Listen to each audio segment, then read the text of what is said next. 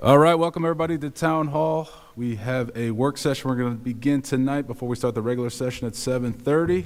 A discussion relative to a ban on outdoor water use as announced by Veolia, Rhode Island on June 30, 2026. I'm going to hand it over to the town manager, Jim Manny, for a brief introduction and history as to what has happened in the recent events here. Jim, go ahead. Thank you. I will give a brief executive summary so that we all have a basis of what we're talking about tonight and where we're going with this. Then I'll turn it over to Rich Bourbonnais, the Director of Public Services, who is he's been handling this water ban, and Veolia should be here. I don't see him yet, but we have representatives from Veolia showing up. So the reason we're here is because to discuss the full water ban that Veolia issued on outdoor water use on June 30th, 2026. To give you a little historical perspective of this, in the prior years, there's been outside water restrictions for 17 of the past 21 years. 8 were full water bans, similar to this one. There are 4 water systems in South Kingstown, excluding URI. There are 9,238 accounts. Veolia has 5,202 of those accounts. The South Kingstown Shore, South Shore and Middlebridge has 2,874 water systems, and Kingston Water District has 1,162. So the total parcels on all municipal water systems is 9,238.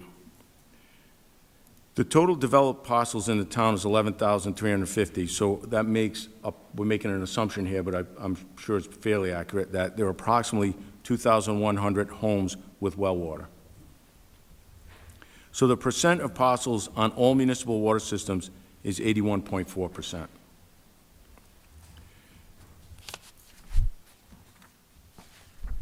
There are a couple other facts here about the wells.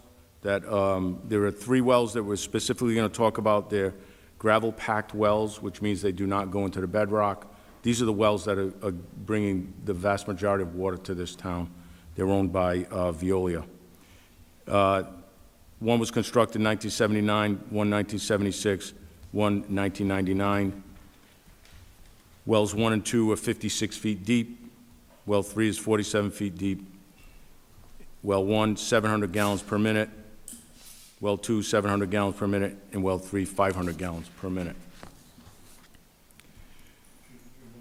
Yeah, go ahead, Rich. Oh, these are the ones on Tuckertown, Rich? Those are our wells. The 3 wells? Yeah, the 3 wells you gave me. Those are our wells. Oh, these are the ones in Green down. Hill. Yeah, the ones in Green Hill. I'm sorry. Yeah. These are at Green Hill. We'll let Veolia talk about their wells. Yeah. What they are. So these are our wells, and these are the ones at Green Hill that we closed, correct, Rich? Yes. Yes, the ones we closed. So I'll go over that again. There's 3 wells, because I know this question is going to come up, that are in Green Hill. Well 1, well 2, well 3. All 3 are gravel-packed wells, which means they do not go into the bedrock. 1979, 1976, 1999, and they each range between 700 gallons per minute to 500 gallons per minute. We are not currently using those wells. Rich, I'll have you come up and go over the water disbursement from those South Shore and the Middlebridge. Rich, before you begin. Yes, sir. Just to follow up on where Jim ended, you said that we're not using those wells. Can you explain for the members of the public why? No, you want me to go ahead? Okay. So it was back in the early 2000s. Even when those wells first came online in the 70s, they showed higher levels of iron. We were able to add chemicals in order to suspend the iron. We were able to utilize the water, but once it became great, once the iron levels became greater than, I believe it was 1 part per million, we had to seek either filtering or an interconnect at the time with United Water.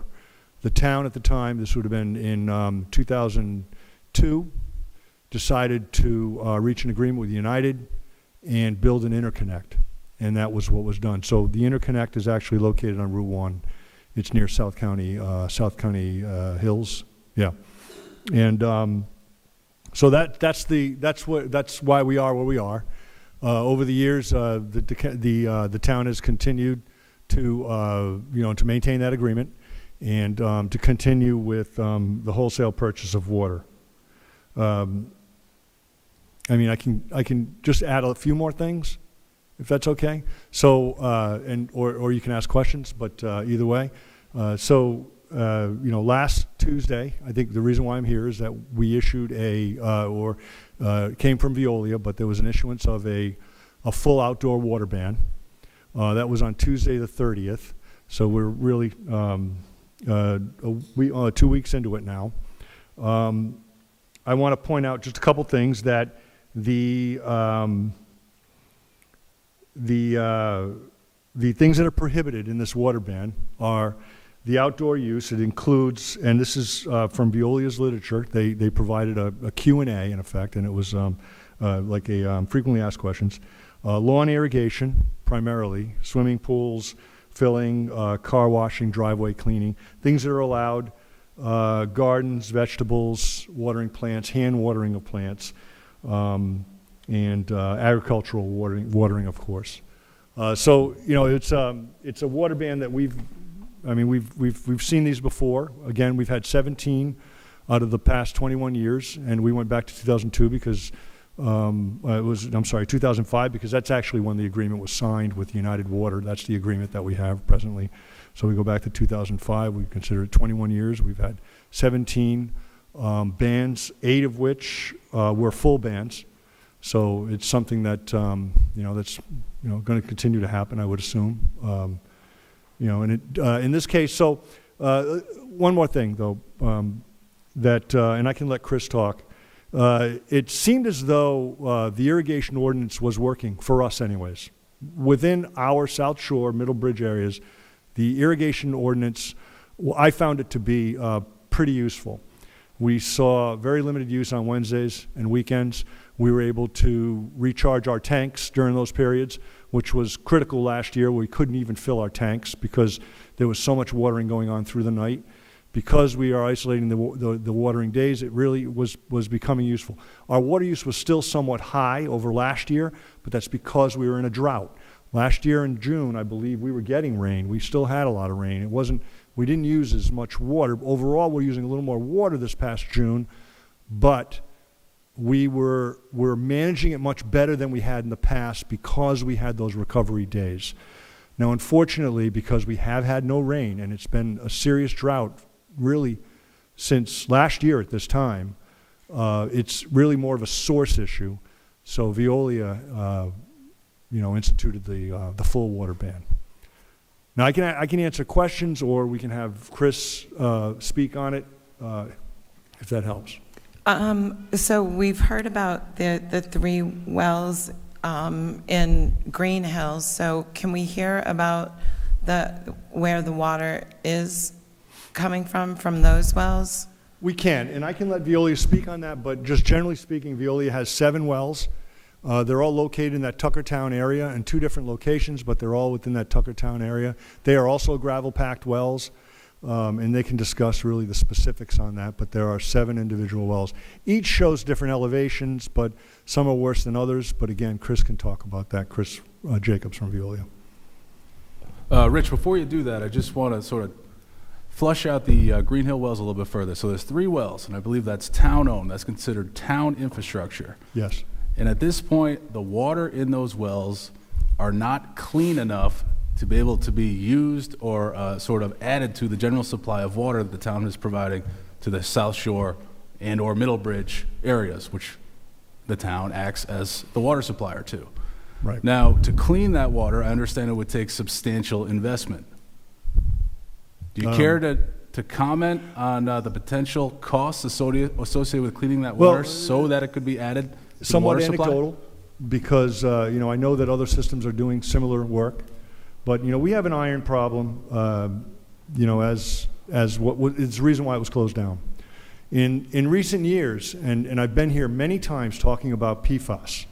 So South Shore also has PFAS. So it's really not.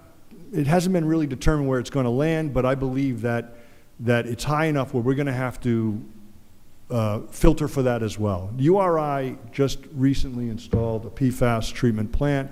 I believe they were between $7 and $8 million. They are getting non-detectable limits, which makes me feel more comfortable. I wasn't even sure if we would get non-detectable. Presently, our Veolia water is non-detectable, no PFAS.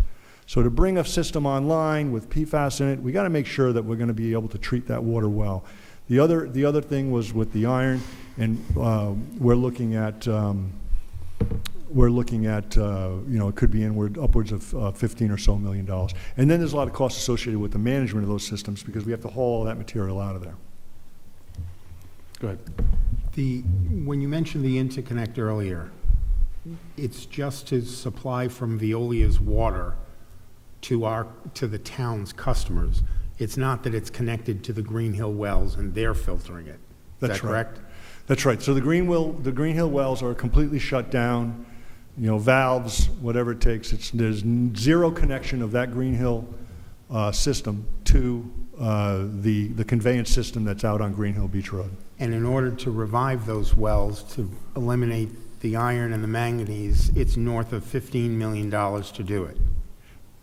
Yes, as an estimate. But I am having it studied, and we talked about that during capital, that I'm looking to study that, and we can get more, more defined information on that. And in addition to the iron and the manganese, the Green Hill wells have a PFAS problem? They do have a PFAS problem. Now, we are under DEM's limit, but we are over what EPA has recommended at this point. So I'm a little cautious, but I'm certain that we are looking at filtering PFAS as well. And the $15 million figure doesn't include filtering out PFAS? That's right. It does not.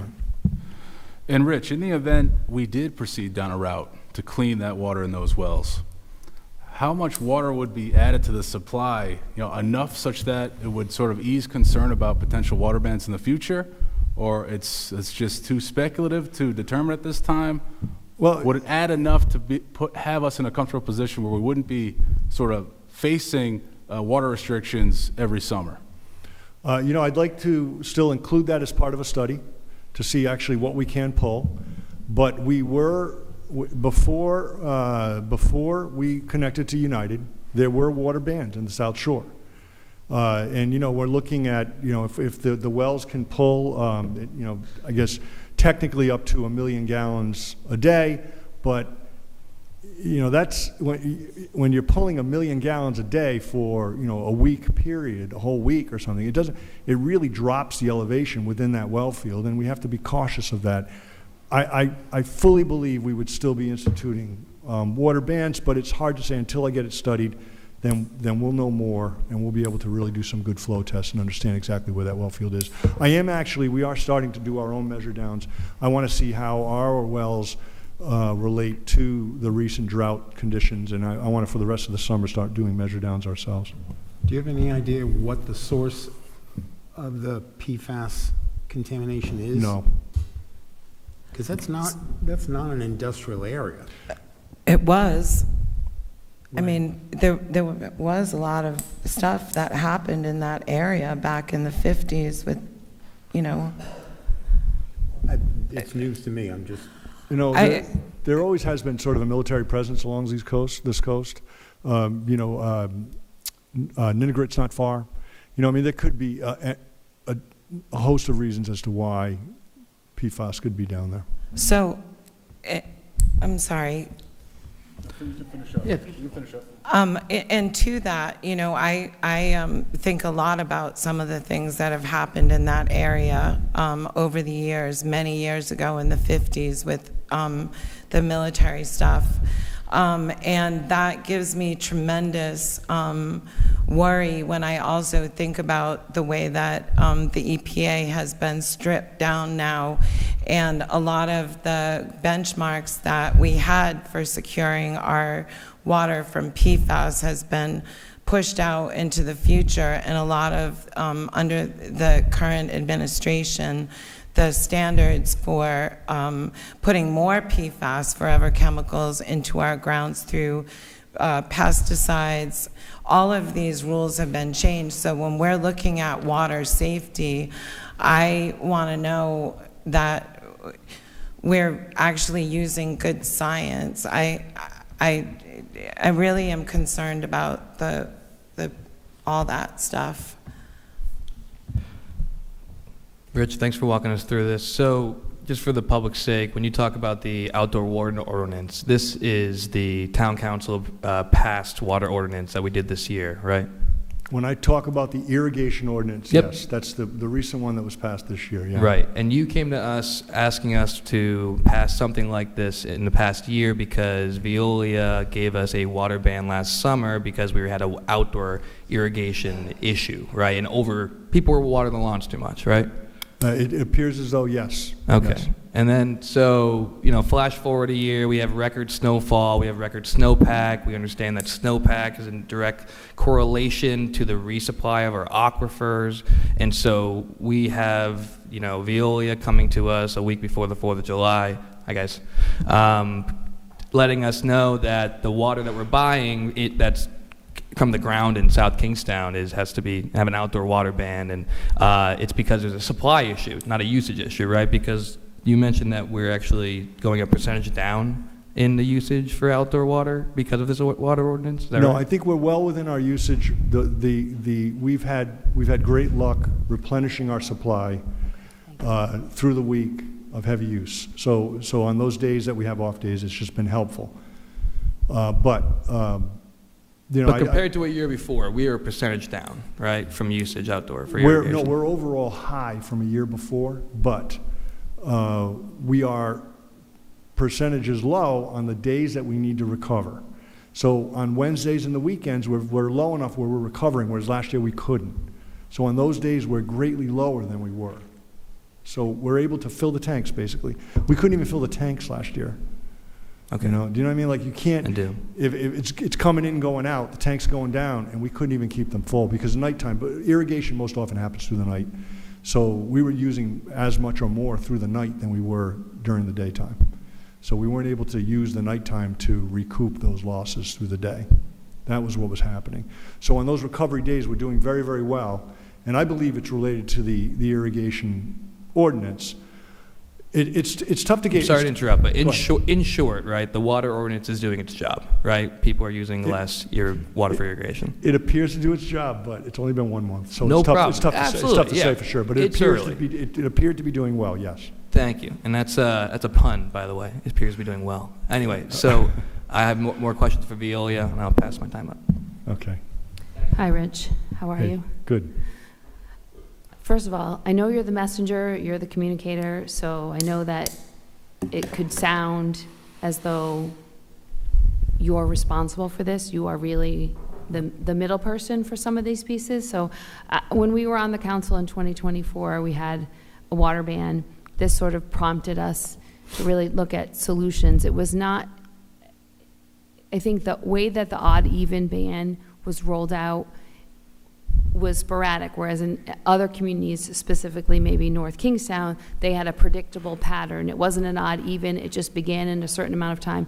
We wanted to sort of model it on that. It was more based on, I thought, predictability and an improvement to the residents, because they would know your watering days are Monday, Thursday, or Tuesday, Friday, and there would be, because in my experience, residents say, what does the odd even mean? Is it the odd day can I water, or the even day? No, it's your house number. So, and then also in terms of enforcement, it was much more challenging for you to try to sort out 12 is doing this and 11, house number 11 is doing Y, and so it was easier to sort of organize people. I looked at it as in that way. That's why we kind of moved towards the ordinance, which I think was working. And I think it was effective. I'm very disappointed that we didn't have a few more days, because we know what happened on the 4th of July at 8:50 during the fireworks. The skies opened up and poof, we were in the rain. So, and that happened for 3 days. And I just have an Apple phone for weather, and I'm sure in my experiences, other places, and the town has better weather predicting. So you knew in some ways 2 inches was coming, another inch came, another couple days, over 2 days, I thought. So it's frustrating for the residents to not understand when experts know what's coming, they don't It was, I think, poorly, not on you, poorly done to happen over a holiday weekend was so confusing to people because we had just started the ordinance enforcement and education piece. So that's my understanding of the water ordinance and my frustration with this happening right as the 4th of July weekend was about to take place. My other question for you is about Kingston Water Authority. Are they currently under a ban? No. So a resident asked me why, if was there statewide drought, they're not in that thing. Where do they get their water from? They have multiple locations. In wells, town? In town. Do you see what I'm saying? So a resident Well, who, no, but no, it's apples to oranges. They have 1,200 services. yep, Veolia has 9,000 customers. No, 18,000. Narragansett. So we're talking about apples to oranges. And if we were servicing, again, if we were servicing even our 3,000 on our 3 wells, Yep, we would be looking at we would be looking at an outdoor ban. a ban or just I following think the it could be. restrictions? It could be. It's hard to say. It's really hard to say. I guess it's but- hard for a resident, and myself, I can't explain it to them, why if the state is in a drought, because that's what people come back to me and say, they say, well, the whole state is in a drought, and that one little water authority isn't changing their water usage at all. So you can see how someone would not understand that, because that little piece is also in Rhode Island, which is in a drought.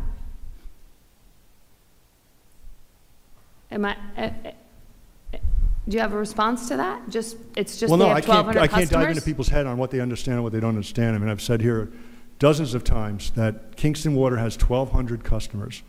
And we're talking about 9,000 just in this town, another 9,000 in Narragansett for Veolia.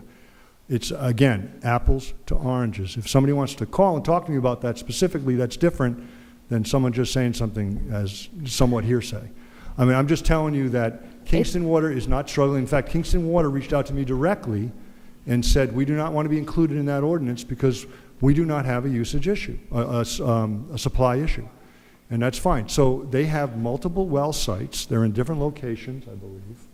And that also helps. They're consolidated in one area. We're consolidated in one area. That's a problem, and we understand that. It's a source issue that we're all trying to look at, but that's what the issue is. Kingston Water is, again, a different animal. And 1,200 customers, man, I think we'd all love to have 1,200 customers, but I got a, But if you live in the state of Rhode Island and people say the whole state is in a drought, except for this little pod, doesn't have any water restrictions at all, you can understand why a resident who's under restriction would go, why is that? okay, I just explained. Doesn't make Water sense. sources are not evenly distributed across the state. So it depends on where the source is located and the customers.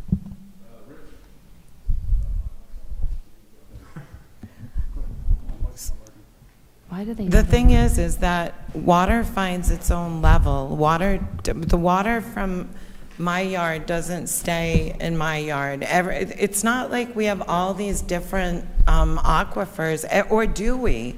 You know, that's really something that I'd like to know, Well- because we all act like, you know, my usage doesn't matter to Kingston and Green Hill, but it's one town and one. Geologically, there are some differences in some areas, but generally speaking, you know, it does. You're right. It's sort of like ocean to sea level. It's generally at one elevation, but depending on what's really deep, what's below, you don't know, and there could be obstruction, and you could have one that's separated from another. There's a lot of things happening in there, and we don't always know why. But they could be completely separate. But even if they're the same, when you're pulling almost 5 million a day, it's different than when you're pulling 400,000 gallons a day. It's just very different, and the groundwater is going to react differently in those situations, you know. And in the situation even with the South Shore, if we were pulling 1 million gallons a day, you're going to see a cone effect, and what's going to happen is in and around those wells, that elevation is going to drop, and then we're going to be concerned. You know, and that's what happens. So I can't say what Kingston Water, I really don't know a whole lot about Kingston Water System, but I do know they have multiple wells and they have 1,200 customers, that's what I know. Rich, I'm going to ask you a question here, and it's sort of going to lead us into having Chris Jacobs come on up. Legal counsel, I want you to listen to this because it's sort of a legal question, but I'm going to give some background here. So we know that the town acts as the water supplier to the residents who live in Middlebridge and South Shore. But the town buys its water from Veolia. Now, separate from that, Veolia has customers that buy it directly from Veolia that are parts of town that are not Kingston Water District, that are not in Middlebridge or South Shore, and they're not on wells. Now, with respect to a water ban, seems clear to me that the supplier of the water company who provides directly to consumers, has the authority to issue a water ban with respect to those customers. But how is it that the water company, sort of our supplier, but we act as the water supplier to the customers, so sort of an indirect, Veolia is indirectly providing the water to Middlebridge and South Shore because we're acting as the water company. So if we're acting as the water company with respect to South Shore and Middlebridge, how does Veolia have the authority to issue a water ban with respect to our water district? Amy Goins, go ahead. Yeah.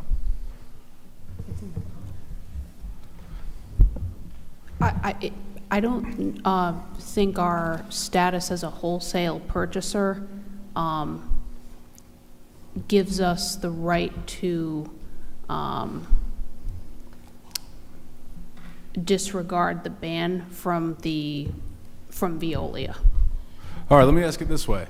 So we act as the water company with respect to Middlebridge and South Shore. They issue a water ban. We're acting as the water provider, the water company. We would have to enforce the water ban or not enforce the water ban. We have to enforce the ban because we purchase the water from Veolia. I did send the council a memo on this subject after reviewing the contracts that we have with Veolia. It's my opinion that the ban carries through the contract. So as a purchaser of Veolia's water, which we then sell to residents in Middlebridge and South Shore areas of town, pursuant to the contract, anytime Veolia issues a water ban, we have to comply with that. That's correct, because Veolia has the authority, provided it's done properly and in accordance with their water supply management plan. They have the authority to protect the supply. And any lack of enforcement by the town considered a breach of contract? That's correct. What did you say? I said that's correct. Can I also add that when we talk about the South Shore wells, we're only talking about the South Shore. The South Shore will never be able to provide water to Middlebridge. Middlebridge will always be a wholesale customer. That's why they were set up as two separate districts. When you look at us at the Department of Health, we are considered two separate districts, Middlebridge, South Shore, not just South Kingstown. Just want to make that clear, that when we're talking about the wells, we're only talking about the 2,600 or so. But with respect to customers. both, are we buying water from Veolia and then Yes. turning around and selling it to those We are. residents? Yes. We are. In fact, those rates are what we discussed here months ago. And we were discussing specifically for us, from our point of view, we were discussing the rate to resellers, they're Yes. called, wholesale rate, but it's the reseller rate. They have a number of customer rates, residential rates, commercial rates, all those things. We're considered the reseller. So before we get too far away from where Rory was speaking with you about, you said South Shore and Middlebridge are separate, and Middlebridge will always be provided water through Veolia. Yes, The discussion we had at the beginning about those Green Hill wells, if those were to come on line again, be repaired, fixed, filtration, et cetera, those would supply South Shore. that's right. And I don't recall if you said, and maybe I missed it, the price a couple of years ago, we talked about those wells being brought online. I thought we were told 15 million. That's right. Okay, and that was 3 or 4 years ago pricing, correct? Jim? Yes, it was initial estimate of about $15 million to get a filtration plant. And- but For we- iron Just for manganese. iron and Yeah, just to manganese. clean up the No. filtration. So, Right. and what was the work you did to try to begin that process, and where does that lie going forward? So I contacted the congressional delegation, told them we had a water supply issue. We'd like some assistance getting those 3 wells back up and running. And Senator Reid took the lead on that and put us in for a congressional designated spending grant of $5 million. And we were in touch with the infrastructure bank to either borrow the rest or look for additional grants. But that grant, the new administration had just come in at the time, a Yep. couple of years ago, and that $5 million grant never came to fruition. Okay, and if I could just follow up with just one more question related to this, if that's okay? I know someone wants to talk. The ARPA money, there's a lot of chatter in the community that why didn't we use the ARPA money for that? The amount of the ARPA money that we were designated as a municipality was 9 million? $9 million. Correct, right? So we could not have funded that project on our own, right? And we used that project for the MS station and the boat and many other things, but those are some of the highlights, right? Yes, we used many They- projects in town were spent, were Old actively Mountain done Field has because a of couple that million, yeah. $9 million grant, yes. I just want to, people wonder where it goes all the time, and I feel like we always have to explain that it was 9 million and it was used in this way. Yes. And it would have never covered the project. No, and as it turned out, 15 million was on the lower end. Yep. Because now we didn't know about PFAS at the time. Right. And as Rich stated earlier in the conversation, the 15 million was for manganese and iron, which is why the plant was originally closed, and then another 7 or 8 million would be needed for PFAS filtration. Okay, thank you. I'm done for now. Chris, I have a few questions for you and Veolia. Thanks. Are Thanks, we- Rich. Thank you, Rich.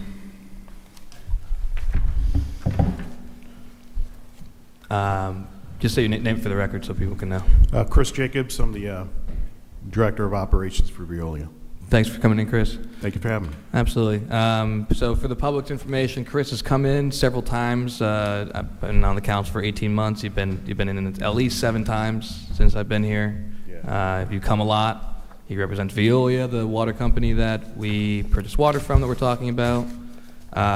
Chris, I kind of alluded to it with Rich in my questioning. You know, last year we came with the outdoor water issue where people were overwatering the lawns, and it was a combination of educating the public and telling folks to cut down their water use. This town council responded to you, or you responded to your company and passed a water ordinance to make sure that folks had a different usage of water, less, right? And then, you know, a couple days before the 4th of July, we unfortunately got the news from you that we have an outdoor water ban. And I believe the emails told me that it was a supply issue. Correct. Yeah. And so we have about, if I'm doing this correct, 9 gravel-packed wells in South Kingstown? 7. 7, I'm sorry. Yeah. So we have 7, and they're kind of in the Tuckertown area, right? Yes. And it's the Mink, right? Mink Brook. The Mink what? Brook. Brook, the Mink Brook, which is where the water comes from that we buy from Veolia. And we have about 8,000 customers, right, in South Kingstown? In South Kingstown, your section or Our section, yeah. South? Not South Shore, just, Oh, okay. And so, yeah, approximately around 8,000 or so that we serve directly in South Kingstown. gotcha. So, you know, buying water in South Kingstown is probably the largest plurality after having a well or the Middle Bridge or anything like that, right? Chris, I mentioned it earlier, we had record snow this year. The blizzard of 26 was pretty crazy. We had 3 feet of snow on top of 2 feet of snow on top of 1 foot of snow. Yep. I'm not a geologist, I'm not a subject matter expert, but I think that I've read that snowpack does impact the rate of water. We want slow water going down to Yep. refurbish or replenish, I should say, our mink. Correct. Yep. Great. And then we have the water supply issue. So what do you think is happening? If you allow, I did prepare a small slideshow that will should alleviate some of these questions or answer some of these questions, and then we President? can dive into it. Is that? Yep. Is Okay. the slideshow available, hyperlinked already to the public? Chris, is it available to the public? Yes. Yep. Sweet. This is all this information It is public information, and everything that I've taken from these slides basically is what we get presented when we did the drought steering committee, and it's also part of the USGS. All right, well, after the presentation, I'll ask just one more question, and So- then go after it. If you're sitting at home, can you see your slideshow? I'm putting it up on the screen, so I'm not sure if But this. it's It'll not be on attached in YouTube any TV. agenda format at all? Okay.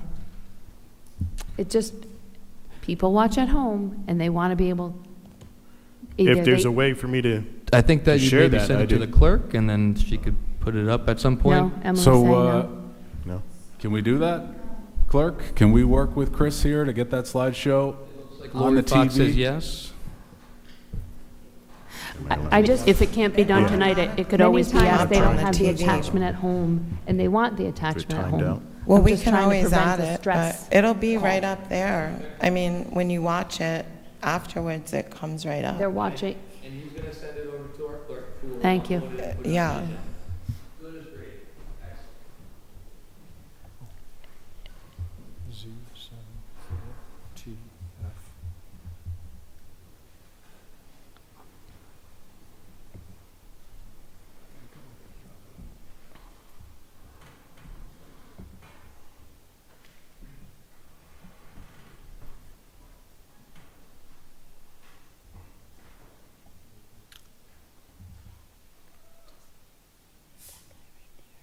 Yep, all right.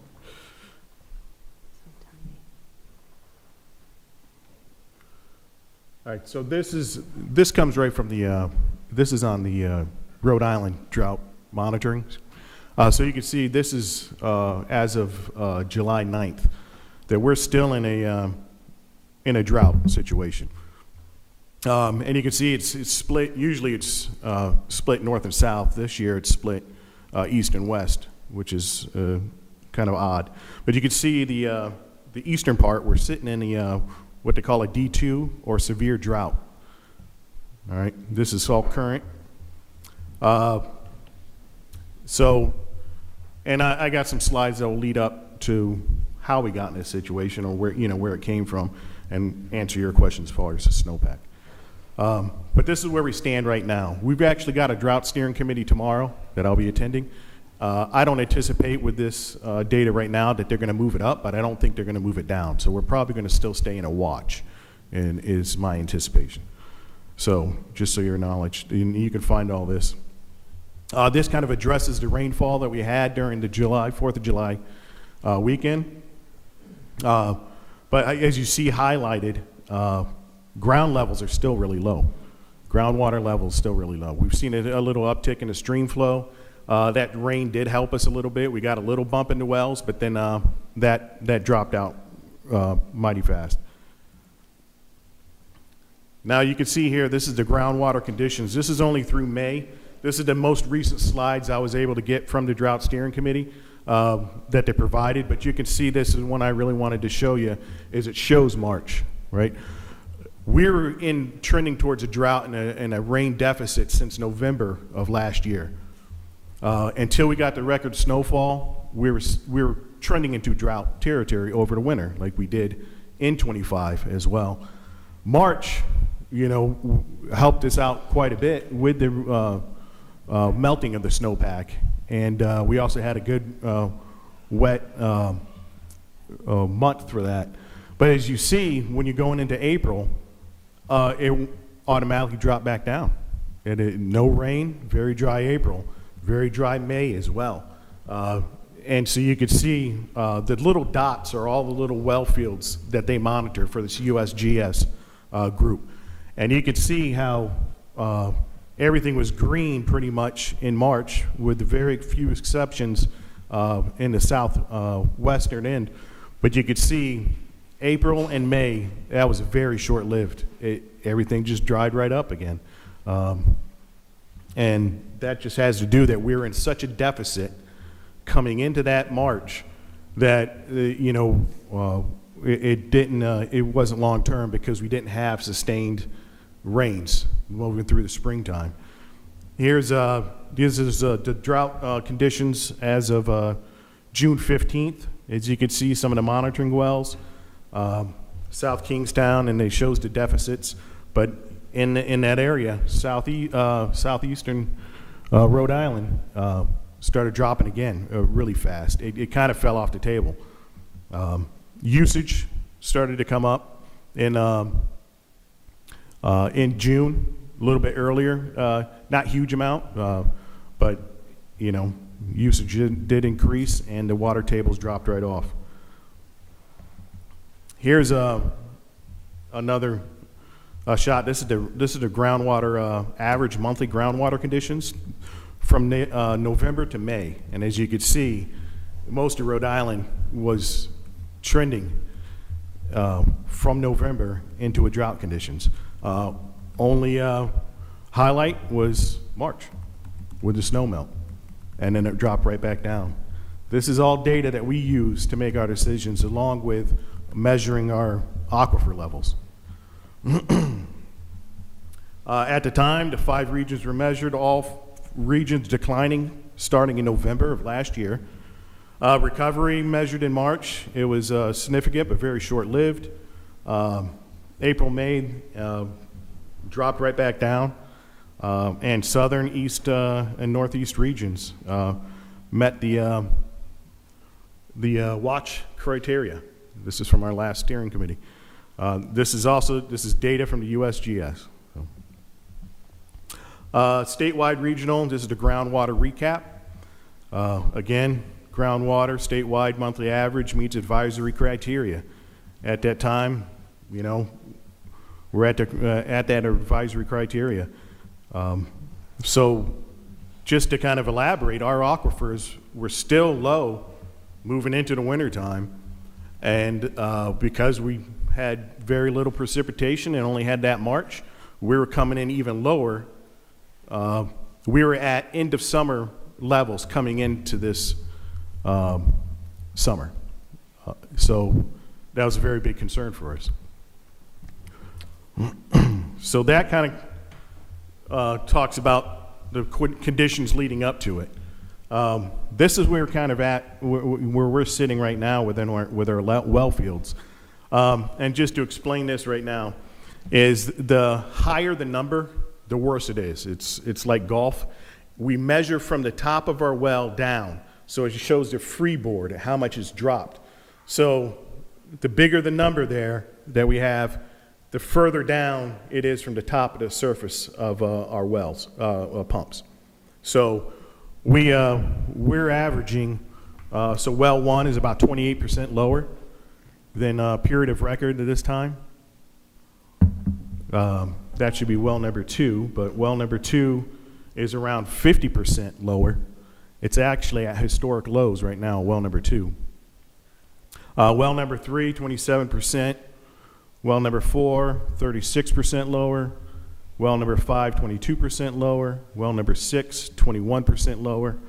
And well 7 is 8% lower. We use that one the least, but it's one of the lower producers. But that's where we're at currently. So this is just some of the information. This is from the state 2030 plan, and it shows what happens with the watches. I'm sorry, it's not very readable, but it's one of their screenshots. But it shows when a state issues a drought watch, they actually have criteria that you're supposed to follow. You could find this on their website, and I think there's links from the governor's website, and as well as the drought monitoring. And then warning. If it goes any further, this is the next step, is moving into a warning statewide. This is the criteria they use. Chris, for timing Yeah. purposes, how many slides do you have left? I only got 2. Okay. Yeah. They're pretty much illegible. Yeah. Yeah, okay. Well, I can explain. I can send these out to the group, and you guys can have this whole slideshow. But what it is just basically Chris, in the overview. interest of time, we're going to move straight to questions here. that's I fine. think we've Thank got you. a good Sorry. amount of information from you. Appreciate the slideshow, Chris. Just make sure you can send that to our clerk tonight so we Yep. can make sure it's posted this evening so folks at home can get it. So 7 gravel pounded wells, right? Chris? Yes. I had a question, so I'll be brief. So it looks like all of our wells are not in great shape, right, with this drought. Correct. We have a contract with you that you supply, Veolia supplies water for us, and you have to have that water. It would make sense to me that you're probably looking for more wells, probably in South Kingstown, is that correct? Absolutely. Could you elaborate on where you're looking at this point? We have one good site. I can't really elaborate just because of, it's a private property and I don't want to, it's very infant. And, but we are moving fast with it, but it's a great location that, if it comes to fruition, will help us out quite a bit. We're fast tracking that because that just came to our attention within the past month. In brief, what's quite a bit? A lot. If it, That's I not don't really know. it. It has to do the studies. You know, we I part only of- ask because part I'm of not the a water process. expert. You know what I mean? I'm right. not a water expert. So And- I ask you that question because Yes. you're the subject matter expert. That's Right. all. It's hard to determine because Sure. you have to do test wells. You have to see, you know, how much that area can, you know, would actually be able to draw from. So that's the whole process. So right now we've located a site. We're moving forward on what they call geophysicals, where they actually look at the different soil content and so on, and see where the best test wells would be to drill at, based off of the ground structure, with, you know, whether it's till or you know, good sandy material. All right, so we'll check Yeah. back in just so my colleagues can answer Yeah. questions at 7:30. Thank you, Chris. No problem. Go ahead. So you provide a lot of historical information and updates tonight. I just was curious, how much of the information you shared about the progress, May, April, March, November, were you communicating with the town? I was all of it. It's always available as well.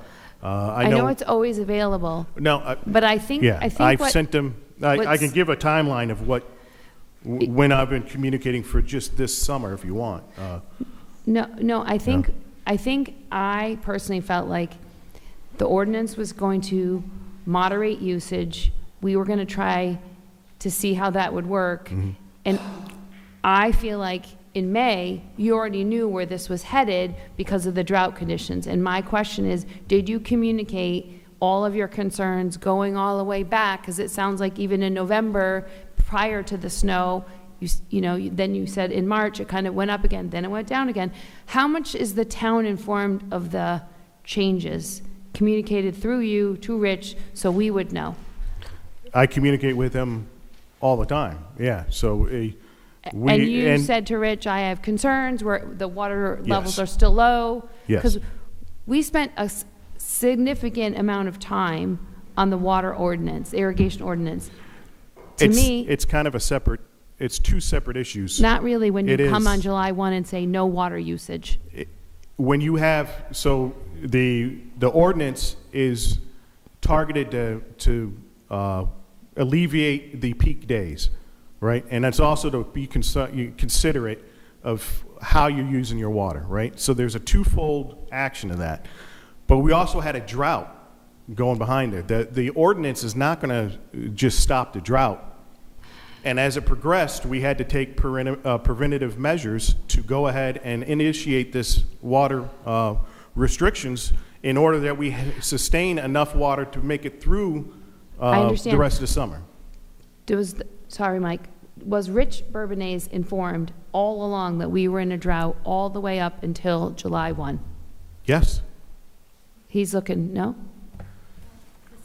I just feel that had we known I'm not this, saying, I'm not saying no. I'm saying that we've all been aware of the fact that it's been a drought. Okay, Okay, I think, again, I think, and Chris is absolutely correct, this is two separate issues. I mean, the irrigation ordinance was more of a supply concern that we were, a supply concern in a sense, the conveyance concern, that we weren't able to keep our tanks I didn't full. think so either. We wanted to reduce use, generally speaking. You know, the irrigation ordinance is actually more restrictive than not even, because it I only know. allows 2 days a week. I Right. know. So, you know, and we thought it would, we think it will, over time, it'll alleviate some of the pressure to the source as well. But there hasn't been any rain. And that's All right. that's a source issue. When we took up the ordinance, we discussed that this was not a source problem, this was a usage problem. yeah. And the council, I think, tell me if I'm wrong, thought that by putting the ordinance in place, we were going to alleviate the problem that we had in '25, where I don't want to use shortage isn't the right word, where the problem continued through November. Now, at the time, we had 16 out of the last 20 years with an odd-even ban during the summer months, which is our heaviest usage because of the nature of South Kingstown. And we thought that that's what we were addressing. And we specifically talked about this is a usage problem, not a source problem. And, Chris is dealing with the reality, and I get that, okay? But I think there are two aspects of this. One is the science and the reality. We talked last fall about this is the impact of climate change. We're not getting the usual or what we used to have for precipitation. We don't get periodic, regular drips and drabs, misty days. We get bombarded 3 to 4 inches in an hour, but then nothing for the next 2 months. I get that that's the science part of it, and I said to everybody last fall, there is no normal. We're not there anymore. So we have to address this issue. The council, I think, thought that we were addressing the usage problem because that's what we were told it was at the time. Now we're into a sourcing problem, and that's going to be a much larger issue. The second aspect, that's the science part of it. The second aspect of this is communication. And I have a concern that I need Chris to address for the sake of the public, because if I saw those charts correctly, the next 2 levels are drought warning and drought emergency. Are we headed towards a drought warning? I don't think so right this minute. For this next month, I don't think so. Because of the rain we had and the data we have right now, they're probably going to hold it. The suggestion would be to hold where we are right now. It all depends on what happens in the next several months. If we get to the point of the state, the governor declaring a drought warning for the entire state, what does that mean to us? What should we expect? Well, we're already doing it, right? So we're trying to be proactive, but the state, for us, I mean, there's different criteria, but is mainly going to hit agriculture and some other stuff. What we're doing as residents and customer base, we're kind of maxed out on. So we just need to be able to, everybody needs to be concerned on how they use the water. So it's... So in that circumstance, you can't impose any further restrictions than you already have through the water ban. Sounds like what you're saying. That's basically as far as we can go. Yeah. I mean, there's no further we can go. So, That's why we're Chris, trying to get the message out there. I'm going to continue on the same line of discussion that I have for the last several years. And first, I want to congratulate you for winning the New York Water Conservation Award again for Veolia. That was and I cool. want to discuss with you all of the rebates Veolia currently offers their customers in New York, like for rain barrels, for low-flow commodes, for low-flow showers. I have been sitting up here asking you about these things for years, and it just evaporates. So I want to congratulate you, your company, again, for winning these awards in New York, and ask you when we can expect some similar service here in South Kingstown. Good job, Patty. If I could, just, if I might, Could you introduce myself? yourself? Yep. Absolutely. So my name is Sophia Salas. I work with Chris Jacobs, and I thank you for that. We work hard on conservation at Veolia. Some of it is rebate-oriented, which is approved through our rate case. In New York, it's with the Public Service Commission. Whatever we're able to You guys are provide- the same. Chris has told us, testified here before, that you guys are the same division. So it should be pretty easy to get that sort of program here So- in South Kingstown? We operate in every state by the tariffs set forth through the regulatory body. So it's a different regulator in New York and a different regulator in Rhode Island. So we can propose to the Rhode Island Commission, and I think I would love to see that as well, perhaps in our next rate filing, if we can fund a program. I would like to see that, like this, I would So- like to see us at least be able to offer $50 rebates to anybody that buys a rain barrel. Because our storms, you have told us, are inundating us in short periods of time, which makes it impossible to go through the aquifer. So if we had rain barrels, which you're offering a $50 rebate to people, they cost $75, that would be a small token gift or whatever from you guys that maybe would make us feel a little bit more happy with Veolia, because I don't think anybody is happy. Sure. So I can address things from a New York perspective. Rebates are important, but in the time that we're in with changing climate and the quickness from which we can go from feast to famine, deluge to drought, what is going to really change how we're able to respond to supply and demand is how we ourselves make behavioral changes. And So- using low-flow commodes, that's how we make behavioral changes. So, yes, but also outdoor water use. The average American household uses twice as much water in the summertime than the rest of the year. Even with low flow, and actually in New York, our rebate program, we don't get a lot of traffic for the program because the You just baseline had has raised. 14,000 rebates. I'm looking at So it, over the last 10 years, 14,000. yes, over the last 10 years. Yeah, but please don't just sit here and tell me that I'm wrong No, in what I'm saying. I think rebates are important. No, I acknowledge So that how- rebates are so the important. question is- Behavior is important too. She's 100% right. She's asked at least 3 times.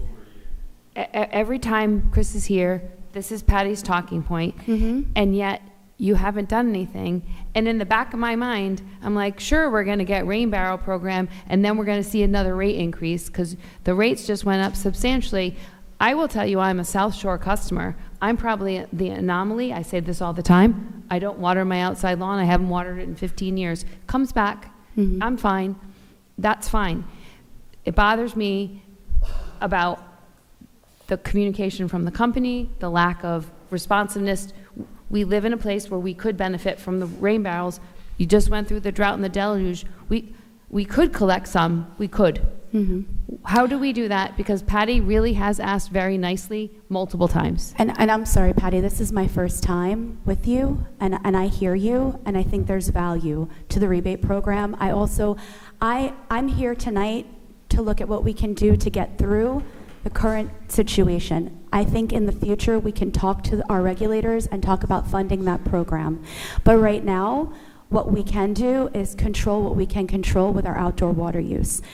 I Miss, I'm so think- sorry. I Well, just want to interrupt for a second. we were We did that as a controlling town that. council, I'm right? sorry, I didn't. So just to let you know, like over the past year, a year ago, Veolia came to us and said, hey, you have an outdoor water overuse, right, in the irrigation. So this town council worked together with our folks, Rich, our team, and passed an outdoor water ordinance which declined our outdoor irrigation use. Yeah. So that's what we've been doing, right? Which I A- thank you for, because our No problem. partnership is making a Councilwoman difference. Alley, a year ago, asked Chris if there was any type of rebate program. I know it's your first night here, but this is why there's that's why she's bringing it up again, right? So we are doing exactly what you're saying. We are curbing our outdoor use, we are changing our behavior, and we're still asking for rain barrels. And you're still saying that, oh, maybe we can talk about it somewhere down the road. All And right, you're all not right. even, Without So a it's really, response- so without a really it's the response at same this as what time- we've been told. Without a response at this time, we would appreciate your consideration. 100%. And respectfully I request hear that you you. come back in the near Yep. term and give us some sort of update, especially as we continue to hear from Veolia as to the status of the water ban and options toward getting out of a water ban, sort of status of the drought and where we're going. I got a question for you, Chris. No response needed. Chris, I have a question for you. Now, we've talked a lot about how, you came here a year ago. We started the process of, considering and moving toward a water use ordinance, irrigation ordinance, which we have in effect now. It's effective Memorial Day through Labor Day. It's only been intact for about a month, and then the water ban's issued. Okay. Now, we know that there's a consumption issue that's use. Now we're learning there's also a supply issue, but the two are really related.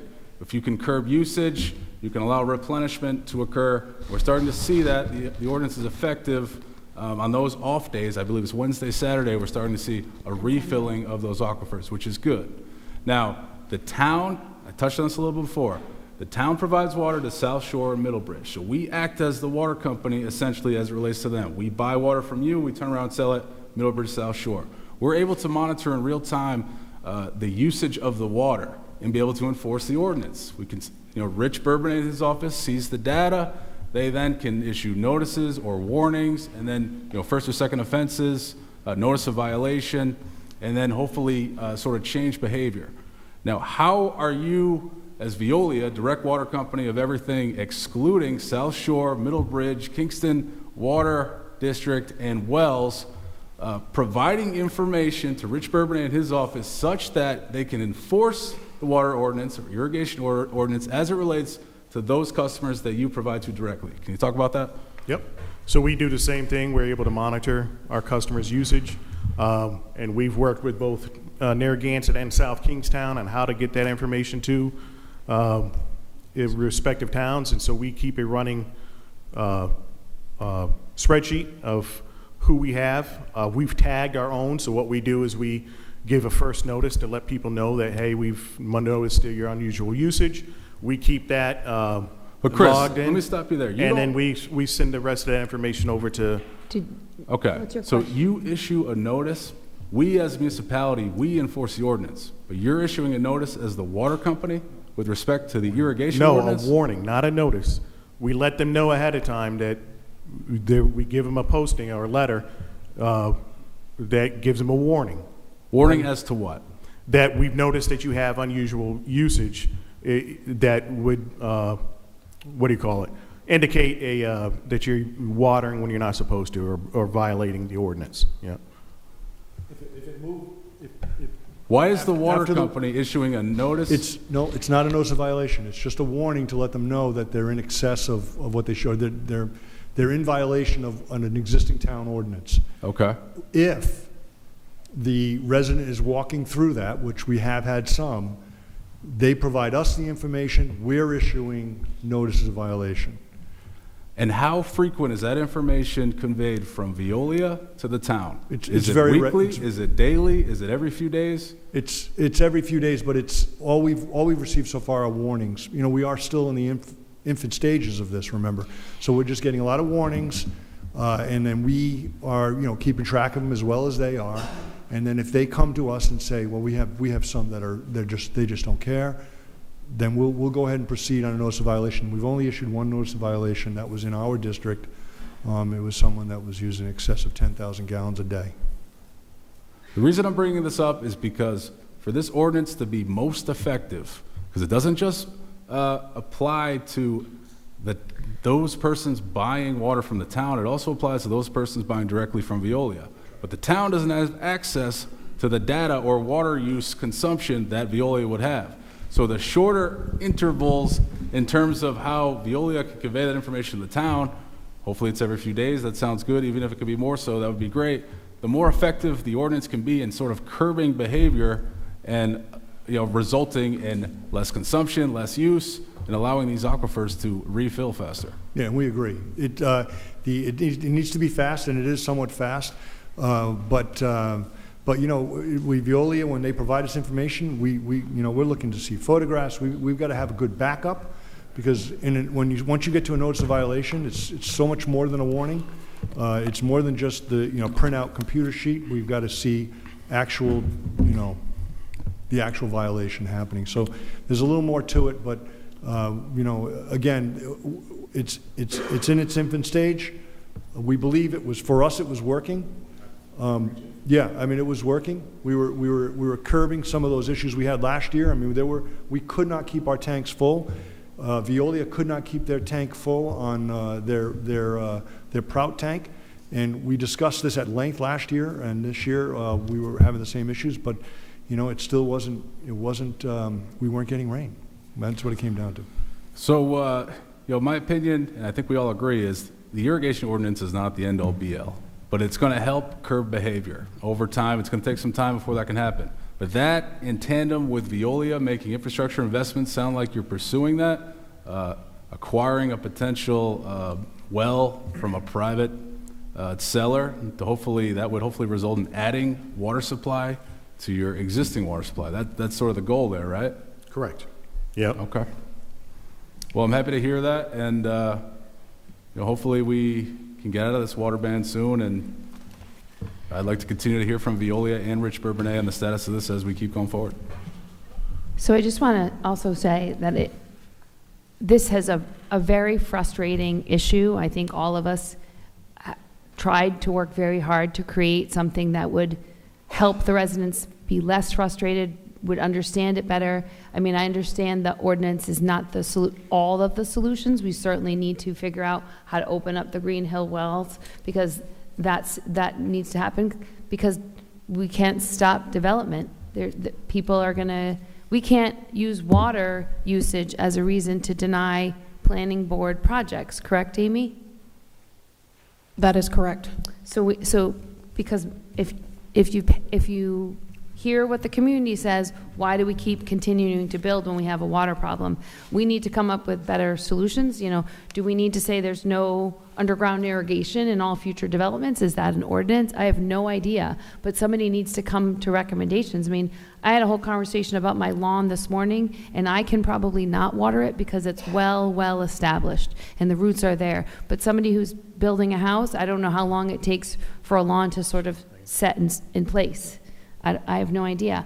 But I also feel like the company Veolia could do a better job, I don't mean to say this, better PR, better communication, better responsiveness, because we're only getting little tiny snippets. If you're telling Rich we're in a drought, and we've been in a drought since November, and we only came up one time, that was entirely new information to me. I don't know if anybody else knew that. You're nodding, right? So we don't know that. So we feel like a huge head swigger, whatever that word is, because we weren't expecting that in July. We had just started the ordinance. But I want to go back to Patty's point. We have not been responded to. We are a very proactive, progressive, wanting to fix this problem council. And so when we're asking for rain barrels, I don't understand why we couldn't have gotten anything. She's asked at least 3 times.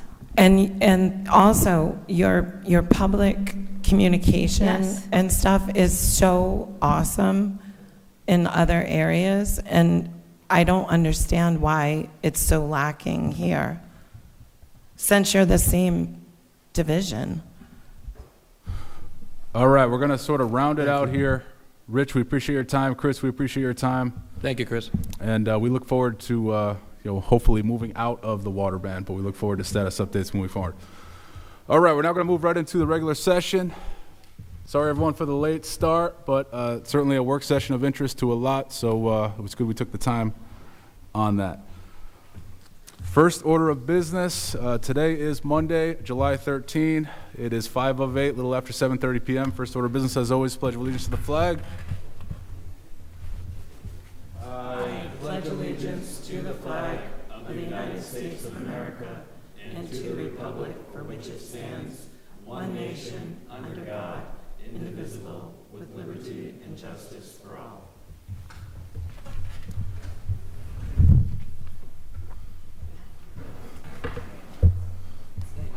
Right next on the agenda is the land acknowledgement statement. The town of South Kingstown pays homage to the indigenous people and land in which the town is now located.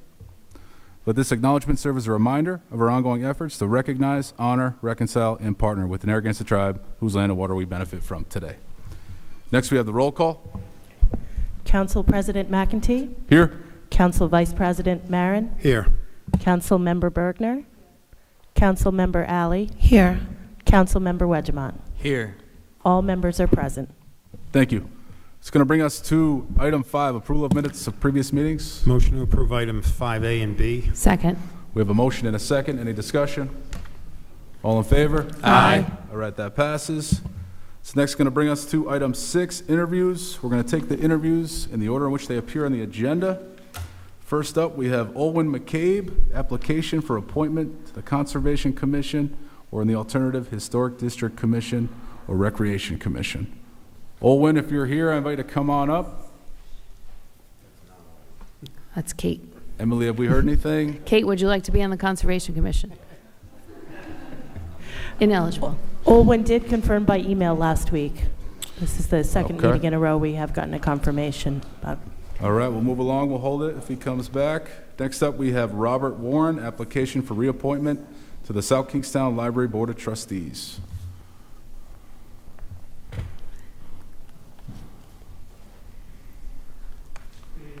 Good evening. Robert, we'll just have you push the button on your right there. And this is a good opportunity to hear what's going on the Library Board of Trustees. Feel free to fill us in and tell us what's happening. Go ahead. I have served one term for the last 3 years. I think there's been a lot going on with the addition and the construction. We look forward now to moving into the garden, the Hazard Garden next door, and doing some work on that. We appreciate the support that the council has shown us on that issue. I feel that I'd like to continue the work, and I ask that I be reappointed to the Board of Trustees. All right, thank you.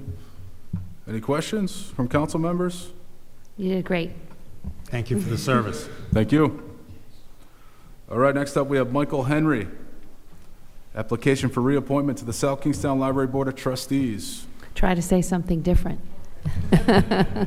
I can, to take up some of your time. Thank you very much for having me here. Thank you all for your service also.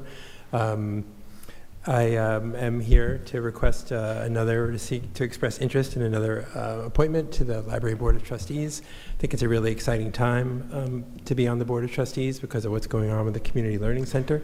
Laura Clark is doing a fantastic job of really shepherding that project through. And I think it's going to turn the library into a really interesting, new and exciting community resource. Mm-hmm. So I'm excited to be a part of that. I was excited to be a part of the planning. I wish I could take credit for the execution. That's all Laurel and Yarl's team. But it'll be interesting to be there for the new phase of the library and there in Peacedale.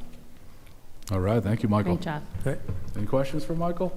What's been your favorite project you've been working on the board of Trustees? I really like hearing about the electronic resources. I think that gets overlooked a little bit, especially an issue of interest to me is, libraries are full of books, which are physical objects. When you have something like an electronic resource, like an ebook or an audio book, you think that the library actually purchases a copy of it and owns it, but that's not the case. They're leasing it in the same way that private users do. Mm-hmm. So the rights are different. It's an expense that that the library has to confront and maybe even explain to users. Like sometimes, if you check out a book but you don't read it, it might still cost the library for just the simple fact that you checked it out. Mm. So, communicating about that, making sure that users know that, and that the library has good input on how to navigate the new changes in library and the resources. I think it's a really excellent point, Robert. My favorite app to use is the Libby app, so Yes. I can download my ebooks, Yes. and Yeah. all you need is an Ocean State Library card, right? Yes. Yes, that's true. Absolutely. Yeah, Skip buying from Audible, skip buying right, from Amazon. exactly. Go from the library. But, to be fair, a lot of those resources are licensed through Amazon. So as hard as you might try to avoid Amazon. You took my thunder out of it, Simon. Yes. Yeah, they're the only business in town sometimes. when it Thank you, comes to Robert, for your books. service. Thank you. All right, thank you, Michael. Thank you. Thank you. That's all right. All right, it's going to bring us to item 7, appointments. Do I hear a resolution? I make a resolution to reappoint Robert Warren to the South Kingstown Library Board of Trustees and make a resolution to reappoint Michael Henry to the South Kingstown Library Board of Trustees. Second. All right, we have a motion and a second. Any discussion? Sorry for calling you Robert. All right, any other discussion? All in favor? Aye. All right, that passes. That's going to move us to item B, a resolution appointing someone to the South Kingstown Housing Authority. Go ahead. I'd like to renew my motion from about a month ago to appoint Justin Kutu to the Housing Authority Board. As you know, we appointed Derek Cook, and the Housing Authority is in the midst of a $50 million project, and I think, unfortunately for Mr. Cook, he was just inundated before the first meeting with dealing with those issues. I think Mr. Kutu is very adequately capable of handling them. I'd like to see him appointed. Second. All right, we have a motion, we have a second. Any discussion? All in favor? Aye. Anyone opposed? All right, that passes unanimous. Okay, that's going to bring us to item 8, the consent agenda. Could I ask a question about the consent agenda? So I have one question about one item. Rather than pulling it off, could we just take them up, and then for the discussion, I ask the chief the one question, rather than zip back and forth? Do we have a motion to approve the consent agenda? Motion to approve the consent agenda. Second. We have a second. Any discussion? Yes. Chief, I just had one question about the leasing of the motorcycles, and I'm sure you've already done a lot of research, but I just wanted to ask for the public, why lease versus purchase? So, yeah, we did look at that, did a lot of work.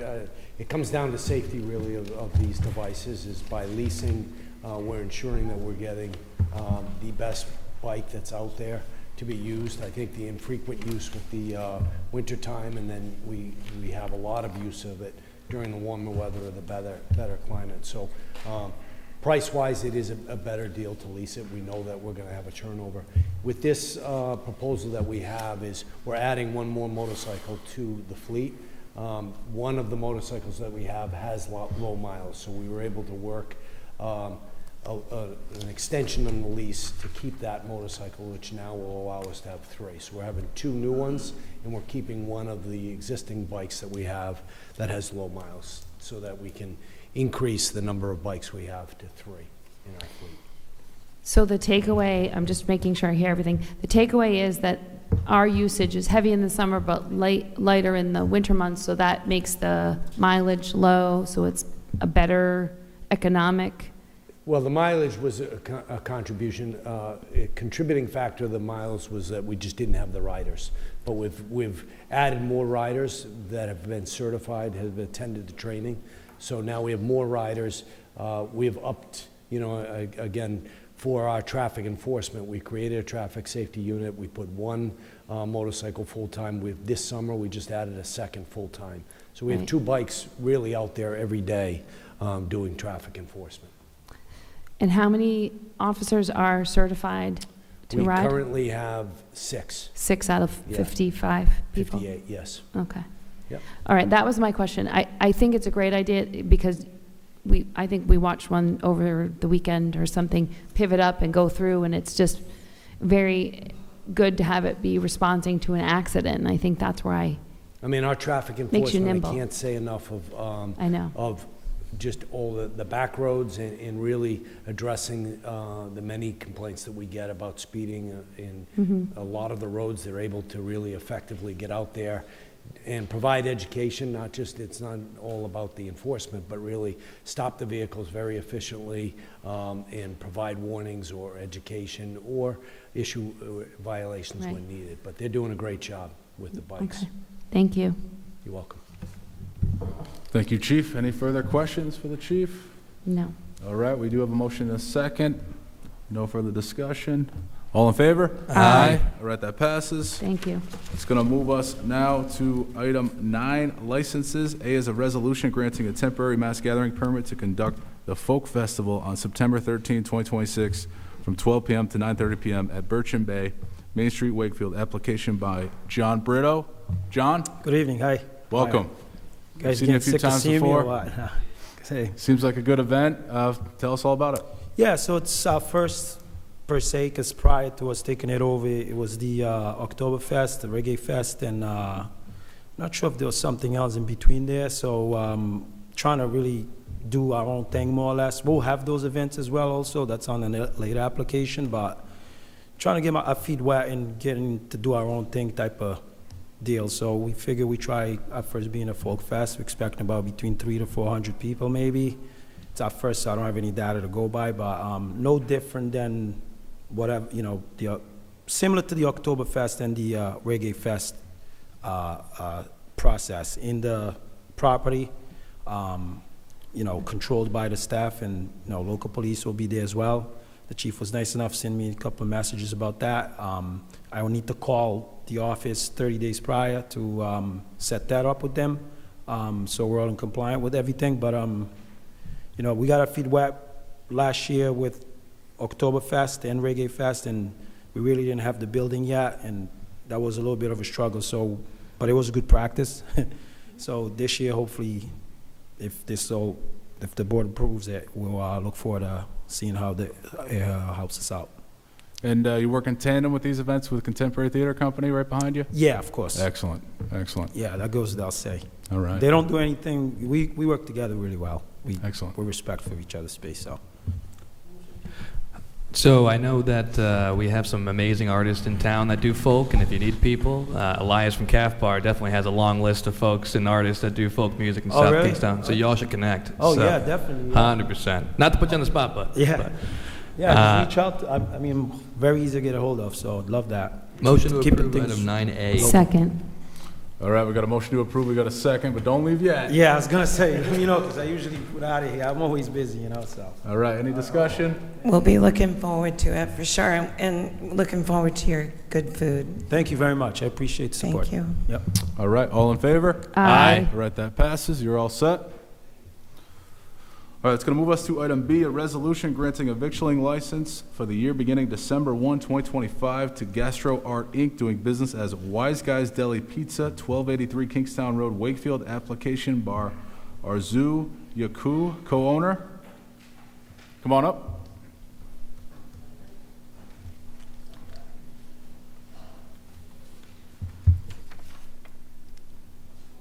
Yep, on the right.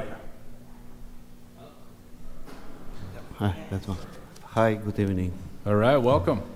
Tell us what's happening. I believe this is the location right by Peacedale School? Yeah, this is a new location. This is all family owned.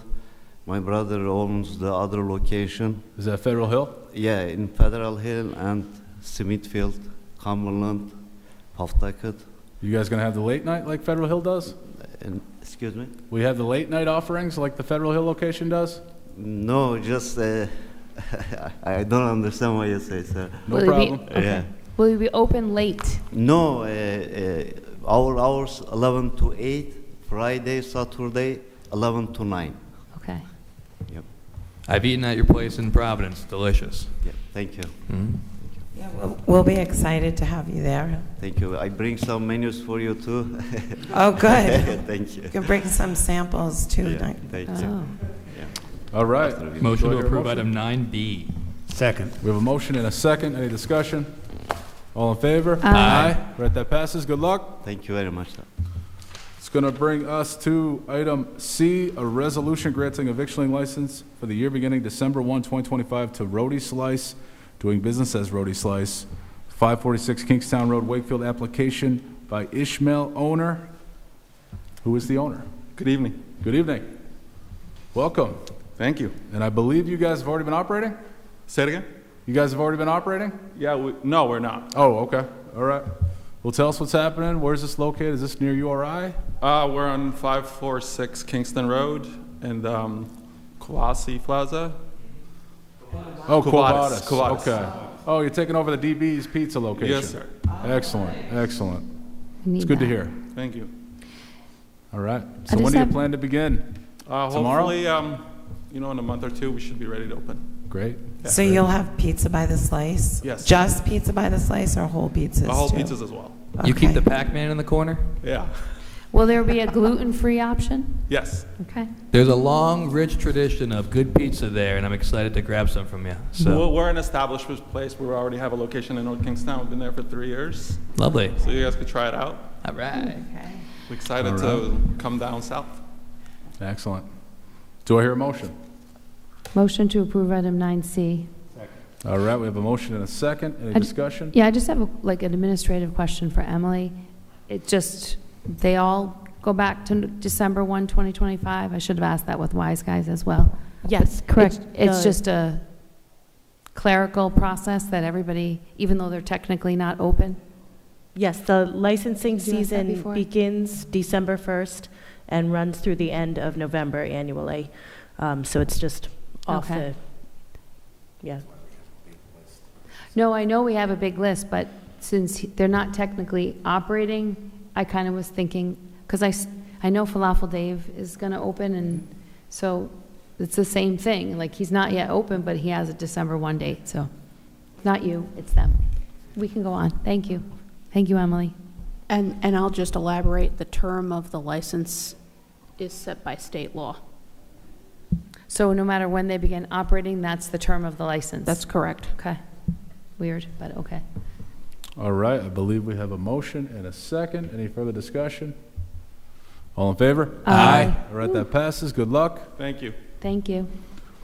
It's going to move us to item D, a resolution granting a victualling license for the year beginning December 1, 2025 to Falafel Dave's Corp. doing business as Falafel Dave's, 203 Main Street, Wakefield. Application by Carla Boutros.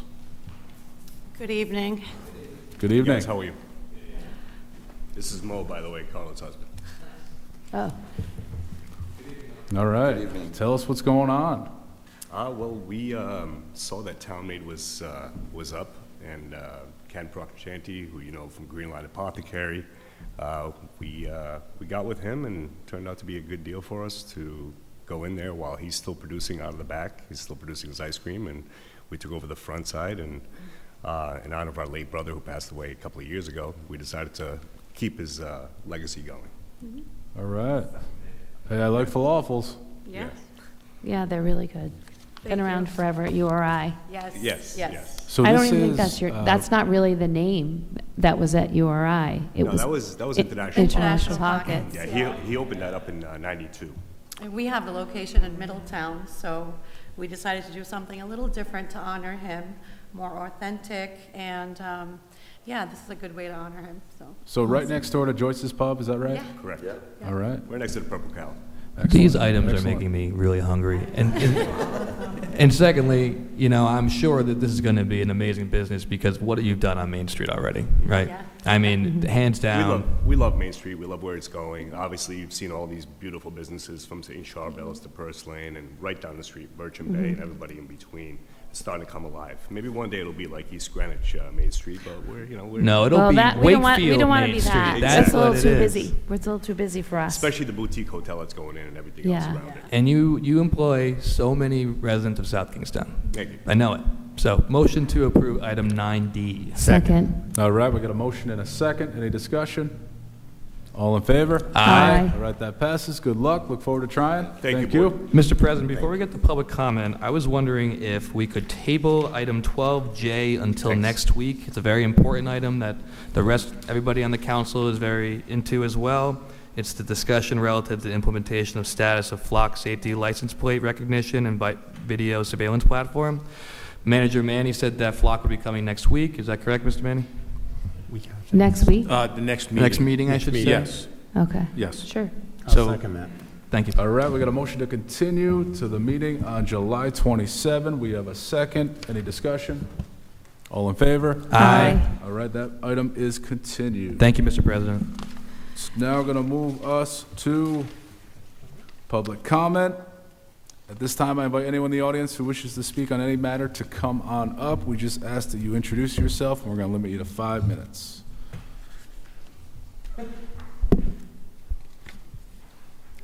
What? Wow.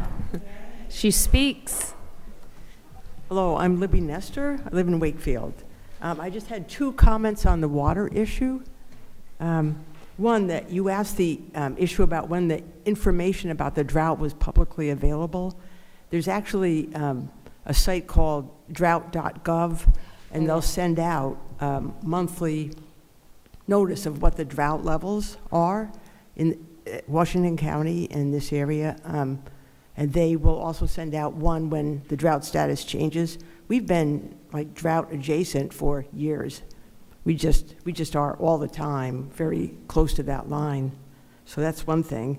The other thing is that people were talking about the amount of snow that we got in February, which was recorded at Green, a record amount of snow for the state. So that set the Rhode Island record. something around 40 inches of snow there. That translated into less than 4 inches of water. It just was it didn't really add to the, just as they said, it was a transient effect on the water. So that was it. Those are my 2 comments. Thank you. Thank you.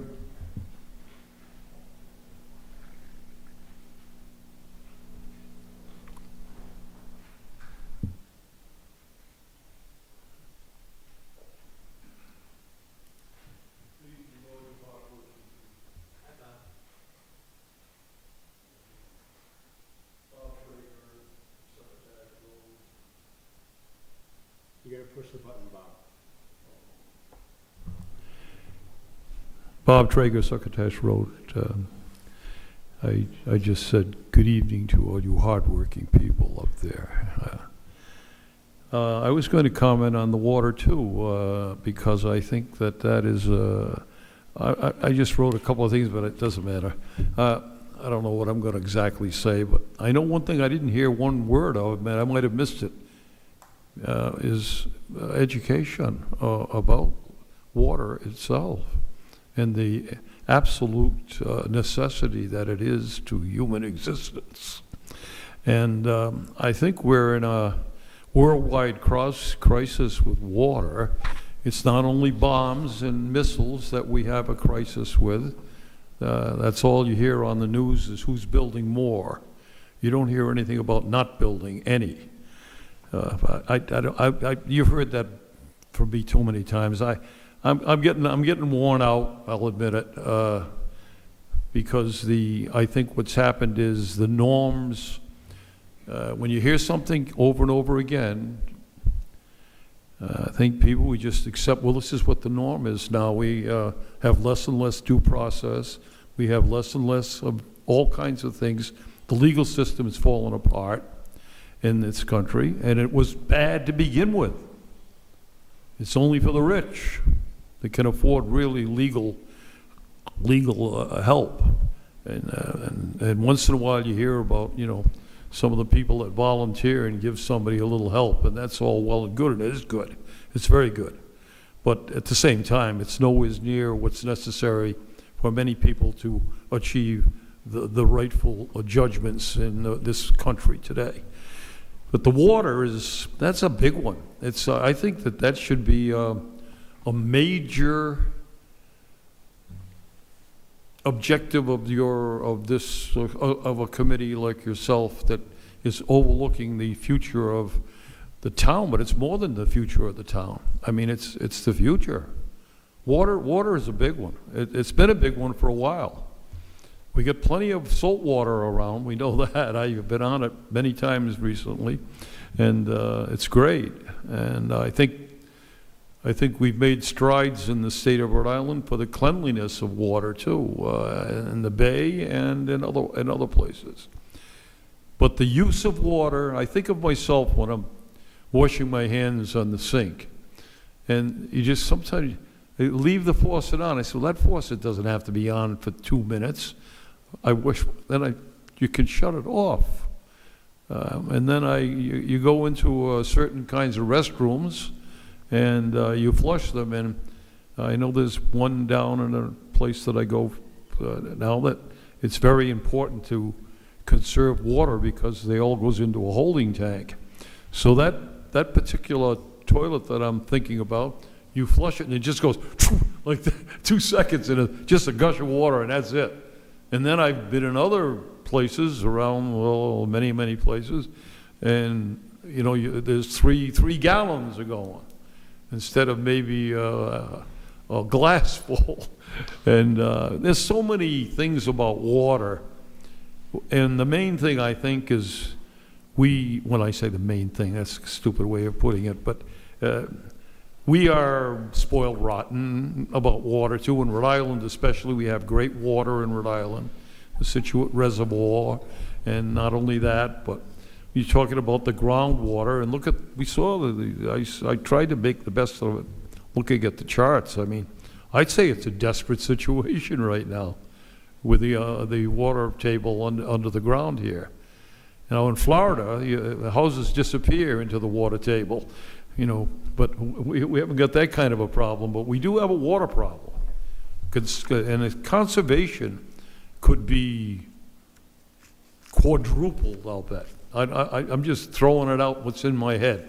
I think we could quadruple the amount of water we could save just on simplistic happenings by people that make a decision they're going to do something a certain way. It's kind of crazy, but, you know, anyway. I'm a little tired right now of the whole thing, I got to admit it. I just went to a travel agent today to try to book a trip. I think I'm going to get on a ship for about a few days and just get away from everything for a while. I think I need to clear my head. But at the same time, without participation like you guys do and take the job you took, or you run for the office, and without this type of democratic outpouring of caring, we'd be in a hell of a lot worse trouble than we're in. The world is in a huge trouble right now. I don't care how good it looks in Dubai or all they have, Bob, and if everybody's got a Mercedes, it's not that. Bob, you always have great stuff. Over. You are a bit over. Oh, boy. God, well, we better let somebody else get up here. Maybe somebody else will speak for a couple of minutes. I agree. I've overdone it already. I did overdo it today. Thank you, Bob. At the same time, I don't think it can be overdone. Thank you for your time. Thank you. I'd like to just say something for 30 seconds. Thank you. So I just want to let everyone know on tomorrow night at the Waves game versus the Gulls, they're going to be doing a swab for bone marrow. They're looking for bone marrow. They're looking for bone marrow for a young boy. He's 5 years old, and it's a easy little swab. I was a donor for a long time. I was in the registry for a long time, but you eventually age out. But I just was wanting everyone to know that you can go to the Waves game at Old Mountain Field at 5:30, and it's a quick swab. My family is the beneficiary of a bone marrow and a stem cells plant, so I always try to push for people to do that because that saved a family member's life in my life. So and my father was a hematologist and oncologist, so cancer really matters to me. So if you have time tomorrow, 5:30, go to the Waves, 2 seconds, do the swab, and you could be on the registry and potentially be a donor. Thank you. Thank you, Deb. All right, we still are in public comment. If anyone in the audience wishes to speak, I invite you to come on up. While she walks up, I want to wish my buddy Richard Mitch Batista, fine South Kingstown resident, a happy 36th birthday. Happy birthday, Mitch. Hi. Can I speak about something later on that's coming up later on in the meeting? We'd rather you do it now. Yeah, that's what I mean. Yeah, go ahead. Yeah. I'm coming in to talk about the stop signs on Church Street for the bike path. Just mention your name for the record. We know who you are, but... Lisa Beth Sanford, and I live on Oakdale Street. Do you need the address too? You're okay. Go ahead. Okay. I'm here to talk about the proposed stop sign on Church Street. Being somebody who lives on Oakdale Street, which is right next to the bike path, right next to that stop sign, I drive it all the time. My recommendation would be an RRFB, rapid response flashing beacon for the bike path rather than a stop sign. And here's my reasons. In the spring, the sun is so bright, a lot of people wouldn't see anything even if they were stopped. The RRFB may be more visible than the stop sign. I don't know where you're planning on placing it or anything like that. I didn't go that deep into it, but I do feel that that would be a safer method for transportation over with the bike path rather than just a stop sign. Thank you. I appreciate Thank you. it. All right, anyone else in the audience wish to speak? Okay, we're going to move on. We have a public hearing tonight. That is item 11A, a public hearing to consider proposed amendments to Chapter 17 Taxation, Article 2 Property Assessment Appeals, Section 17-21, filing with Assessment Board of Review to align appeals procedure with Rhode Island general law as attached here too. Amy Goins. Yes, this amendment, this proposed amendment to the code would replace existing language, which is now outdated after the passage of a law that revamped some aspects of tax appeal procedure, and that law was enacted last year, 2025. And rather than mirroring the language in the law, it would simply really reference the tax appeal statute, which does govern process at the local level before the Board of Assessment review. So it's in the nature of housekeeping. The law, as you know, applies whether or not it's reflected in the code, but it's always best practice for the code to be consistent with state law.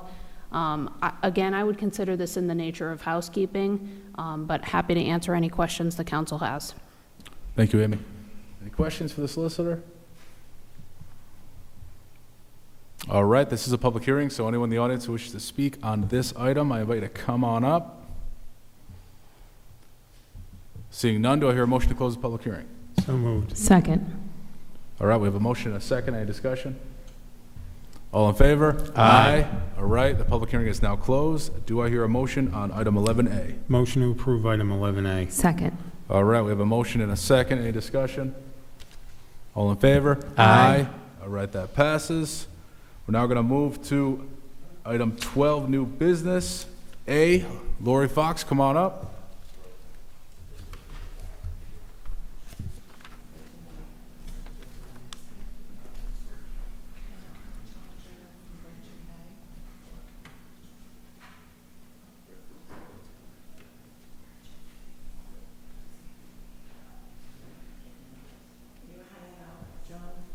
You're good, man.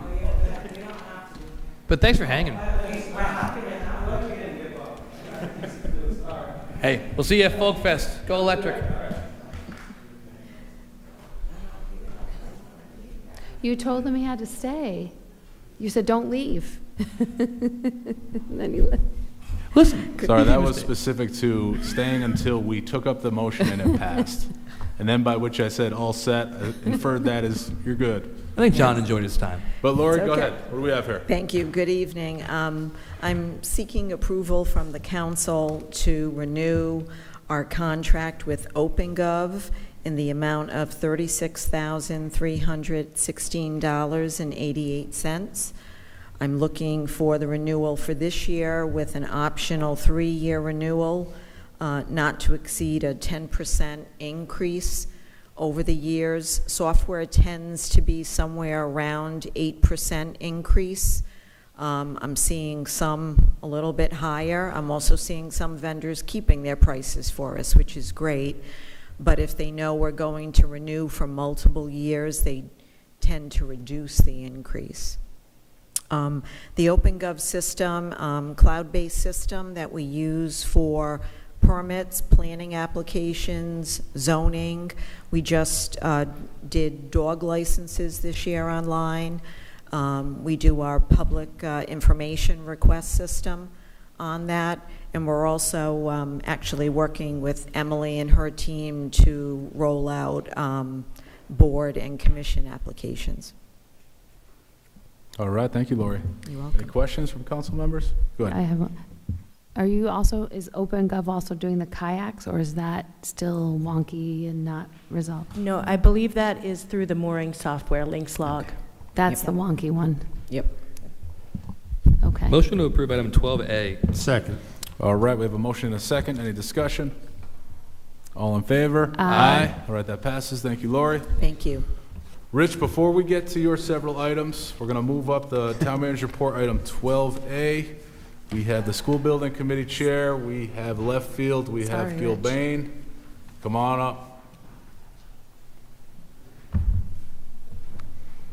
Rich, we just want to save you because you're the best. You shouldn't have Yeah. pretended to get up for public comment. That's what happened. I saw that from up here. Would you like to be on a board or commission?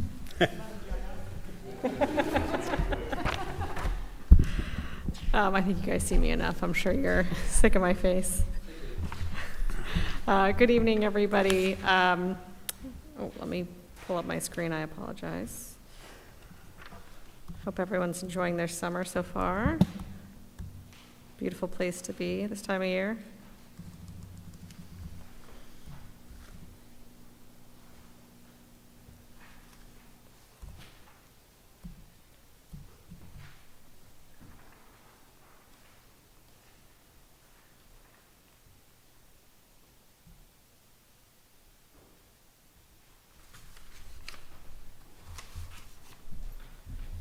All right.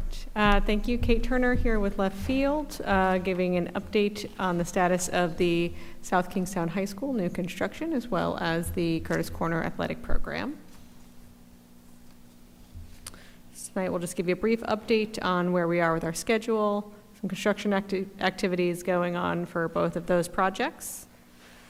As we are tracking along on our long red bar, we are getting closer to about 30 to 35% complete with the new South Kingstown High School. I'll hand it over to Mark Moore with Gilbane to give some construction updates, and then we've got some photos for you guys to enjoy as well.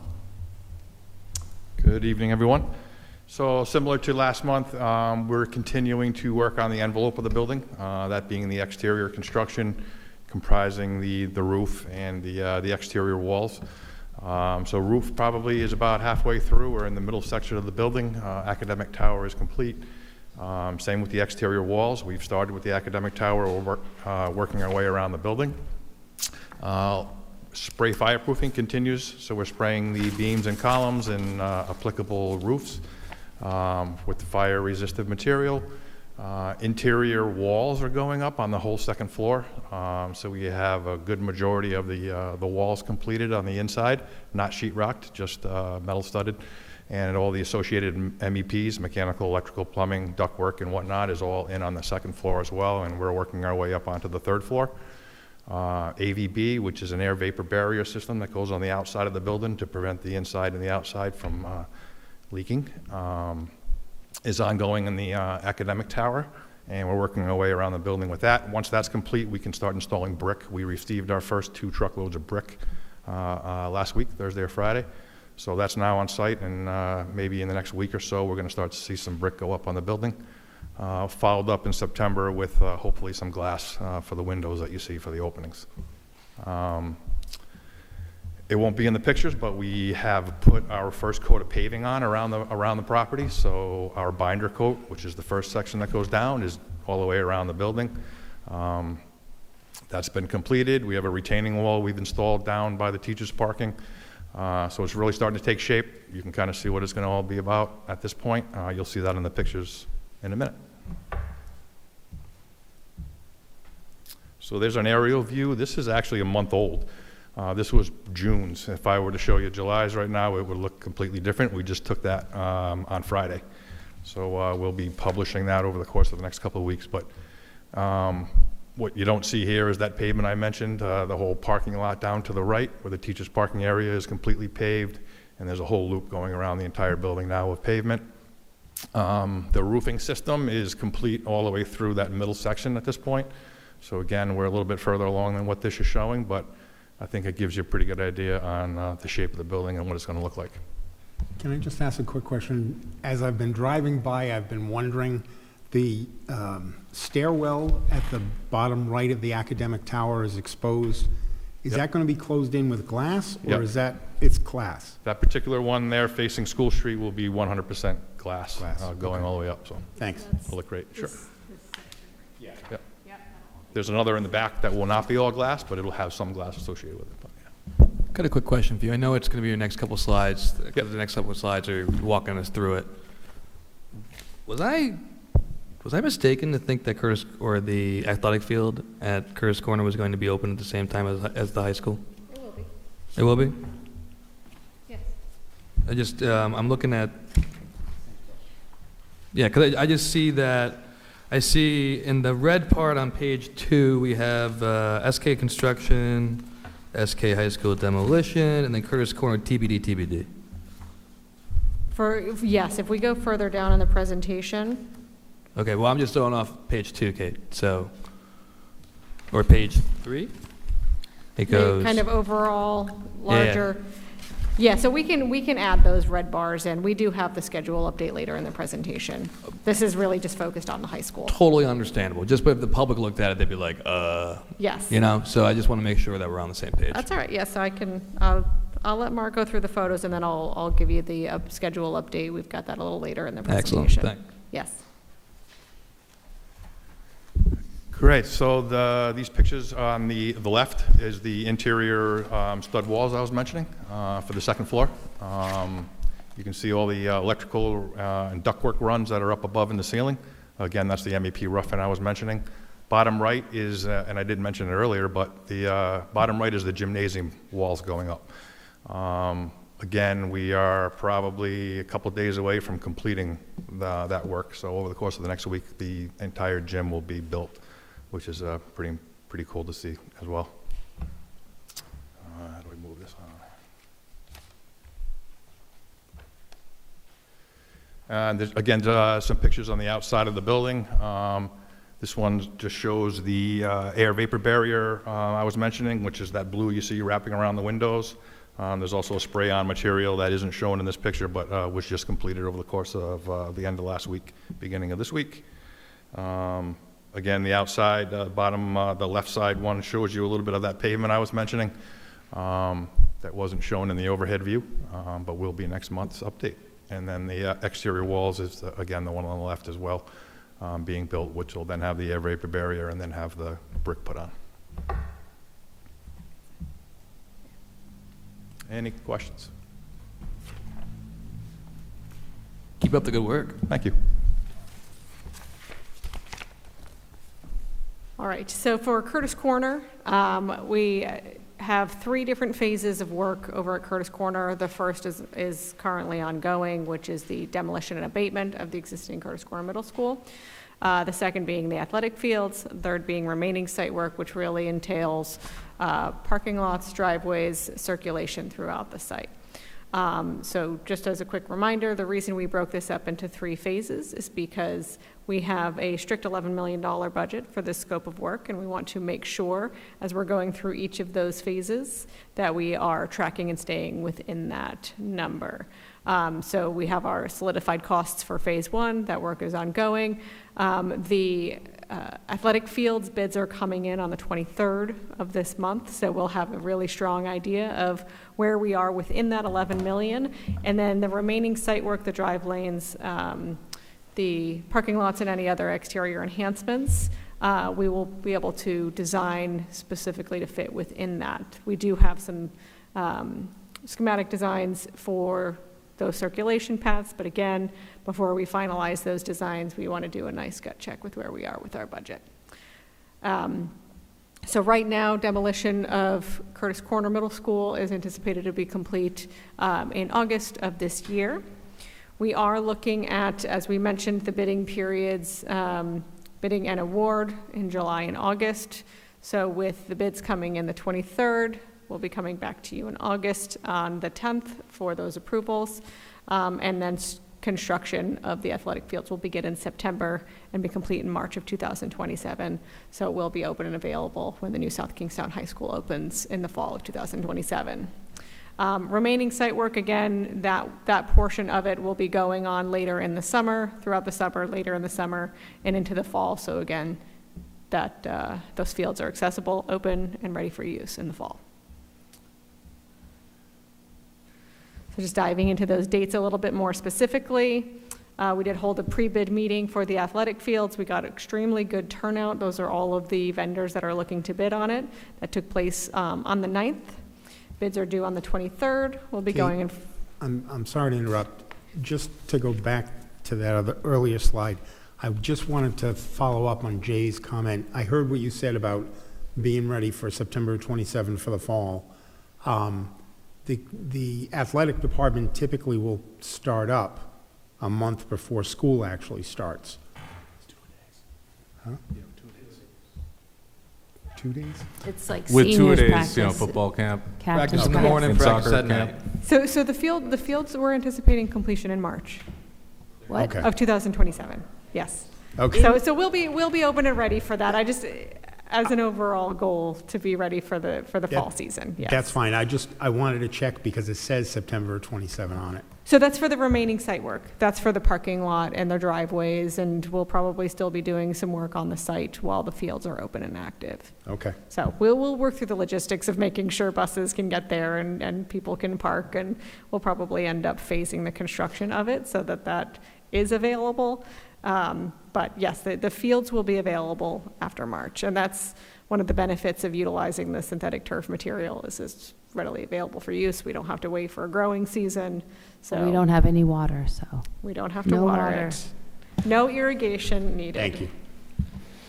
But RIDE won't give us the right money for it anyway, right? Correct. Drought tolerant landscaping. They don't reimburse for turf. It's excluded, right?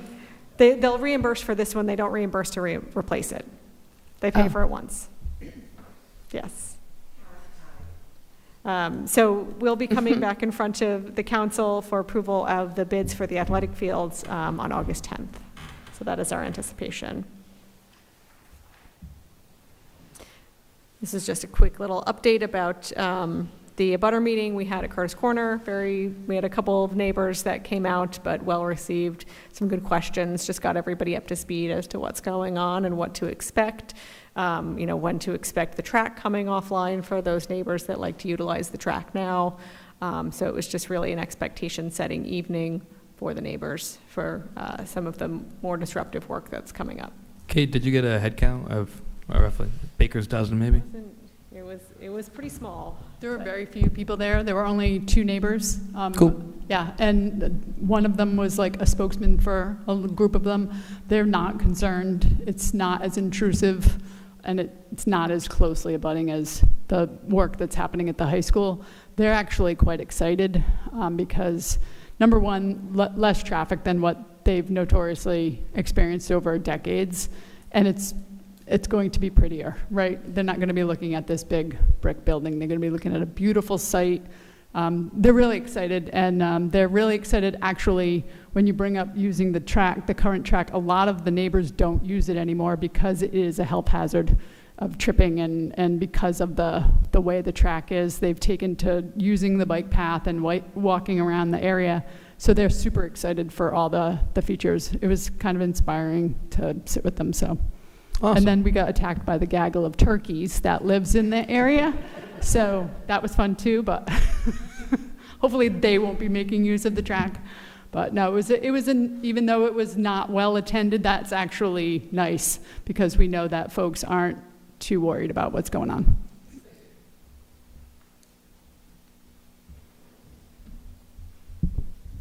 All right, and just more of a detailed update on what's going on so far in the Curtis Corner.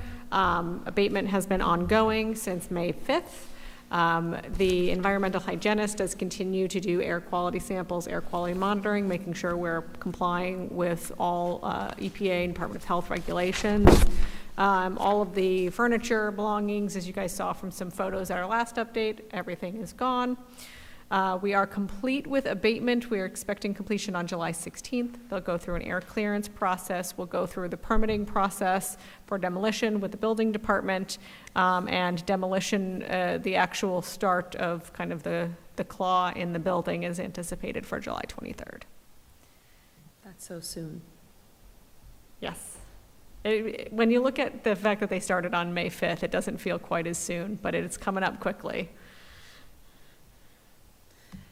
Will we, can we have Jess put out an announcement that demolition will begin on the 23rd to the community in case people want to see it or avoid it, or, I don't know. Yes, we plan to put all that out as it's coming up. I would like a Curtis Corner brick as an alumni. That's been sold by Is the it worth scrappers. pulling up a chair and watching this, or? It's honestly, it's not quite as exciting as everyone is hoping it's going to be. It's going to be. It's not the cool wrecking ball that everyone's anticipating. It's Play not some like Miley when the Cyrus. bridge gets blown up. See, I think No, it's like that. Unfortunately, no explosives. Fortunately for the neighbors, unfortunately for the Okay. spectators, no explosives, no wrecking ball. It really is an excavator. It kind of just takes chomps out of the building, and then you watch them sort and separate. There are a bricks lot and of concrete 5-year-old and- boys who would really want to watch that, though. So I think we could get a crowd. I agree, yes. And 34-year-old boys.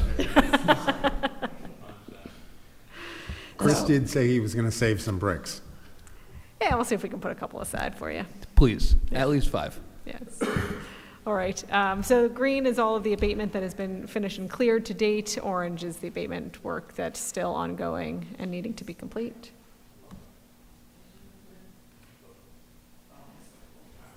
And then just kind of an additional note regarding the actual demolition. We have standard work hours, 7 to 3, similar to what we've been doing on the high school. Monday through Friday, there may be the potential for some Saturday work, again, schedule related. We continue to send out notifications via email as well as everything is posted on the website. So for anybody listening in, please check the website. It is updated every week with everything going on regarding both projects. Erosion sediment control measures will be set up, so we'll have erosion control fencing, straw wattle containing all of the runoff. During demolition, they do wet the building to make sure there's not a lot of dust and debris that enters the air. So that erosion control will help contain the water that's on site. Where do they get the water from? Yeah, they usually have water buffaloes, big trucks that come in with water. So 'Cause we we will don't not have be it- violating any We don't have ordinance. any water. We will so- not violate any ordinance. Well, there'll be, Kingston water, I know. I know where you live. Well, if you need water, Kingston water, not South Shore, Middlebridge. all right. You Got got it. none. I'll fill up a couple buckets down the street in Westerly. I'll bring it over for you guys. That's all I got for you tonight. Any questions? Nope. All right. Thank you, Kate. Thank you, Kate. Thank you, Mark. Keep Thank up you the very good much. work. Have a great night, everyone. Have a great night. Thank you. All right, we're now going to jump back to new business. Rich Bourbonnais, we got a number of items. But before you start diving right into it, we're going to see if any council members have specific questions relating to specific items. All right. Seeing and hearing none, So he goes all the way to E, we right? have a motion to take this up in a block. Do I hear a motion on that? Motion to approve item 12B, C, D, and E. Second. All right, we have a motion and a second. Any discussion? Rich, are you sad that you don't get to tell us about, you look a little sad Do you want us to there. ask you questions? We could start. We don't have to. No, there's still F, G, H, and I, but Rich, did you bring your motorcycle here? Oh, All is right. that one yours? Oh, F, G, H, and I. Sorry. All right, so we do have a motion and a second. Any further discussion? You- All in no. favor? Aye. All right, items F, G, oh, pump station, oh, B, yeah. C, D, and E have passed. We still have items F, G, H, and I. Are there any questions from council members relating to those items? Motion to approve items 12, F, G, H, and I. All right, we have a motion and a second. Any discussion? I got one question, Rich. go for it. What's going on in Shadow Farm that is requiring the 2 or 3 items that we have here tonight? Yeah, I think it's a good one to talk about. Shadow Farm there's a pump station at Shadow Farm. It is fully owned by South Kingstown. It is not a partnership pump station. It is ours. It handles wastewater from both Garden Village and Shadow Farm. It was developed by Shadow Farm many, many years ago. I believe in the 90s, the town took it over, paid $1, took it over. So presently, we've been running it. It's very antiquated. It's not a pump station we would have personally built, or as a town we would have built, not in the style we built. So we're looking to rebuild it completely and then make it fully operational by us. Shadow Farm was paying for electricity and gas for that pump station all these years, and it was part of the agreement that they would assume the cost of the utilities. That's what that final item is, the MOU. So I'm changing that so that we have control of that, because it's caused a little bit of animosity between them and us, And also, it gives them control to just turn it off, which has happened. So I want to have full control of the electricity and the gas. We're not going to have gas anymore. We're going to do a diesel generator, and we're going to redo the whole pump station. Okay. All right. Any further discussion? Good. Are they going to continue to have a financial obligation? None. No, the pump station is located on their dirt, Shadow Farm, not Garden Village, but the access is through Garden Village, so that's why it includes both. But it is fully contained within their property through easements, and the easements are discussed how maintenance access, that type of thing, in the MOU. But there was zero financial obligation on their part anymore. And it's really just gas at this point. I mean, really just electricity at this point. The gas has been killed for years, and it was just kind of limping along. But the electricity was one thing I just wanted to have in our control because it's just not safe the way it is. I'm just trying to think of the other side of the equation. Are they principally responsible for all of the wastewater that's coming out into our system? Yeah, so they'll be paying a service like they are now. They're still paying a service, right. They are going to still be responsible for the structure itself. What we agreed to was that any facade changes they could make with that structure, because what I explained to them was like, if there's a hole in the roof, we're just patching it. We're not, if they want to paint every building in that place, they can paint that one too. I just want to make sure that we're not obligated to make changes because they're making changes. And they agreed to that. They've always had that responsibility, but as far as financial responsibility as running that pump station, it's zero. They will be paying their sewer charge as they have all along. Thank you. Okay. All right, thank you, Rich. Thank you for the opportunity to talk about it because it is an interesting issue, I think, and it's an important one. Absolutely. And Rich, for it was those one of Kathy's pet projects. I feel bad that she's not here to observe For those out there who may not know what a pump station is, what is a pump station? So a pump station, what that does for there's no riprap and there's no monsters. So what a pump station does is basically it helps us in low spots. So gravity feed all the way to the pump station from both of these developments. And from that point, it is getting pumped up Kingstown Road, up to in front of Corvadas. There's a manhole there, and it pumps into that manhole. From there, it's gravity all the way to Silver Lake. Makes sense. Okay, so you use pump stations when you're in low spots. You pump up to usually a gravity system. Kingston Pump's a perfect example. Everything at URI, everything from Upper College down the hill goes down to Kingston Pump Station. Everything from West Kingston gets pumped over there from Waits Corner, and then from Kingston Pump Station gets pumped to the top, up to Upper College Road. It goes gravity all the way to Silver Lake. We try to use gravity systems, but in low spots we can't do it. Wow, okay. Makes sense. Kingston Pump's a very big pump. All right, any further discussion?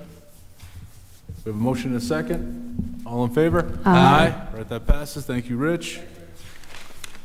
We're now going to move back to the town manager's report. Jim?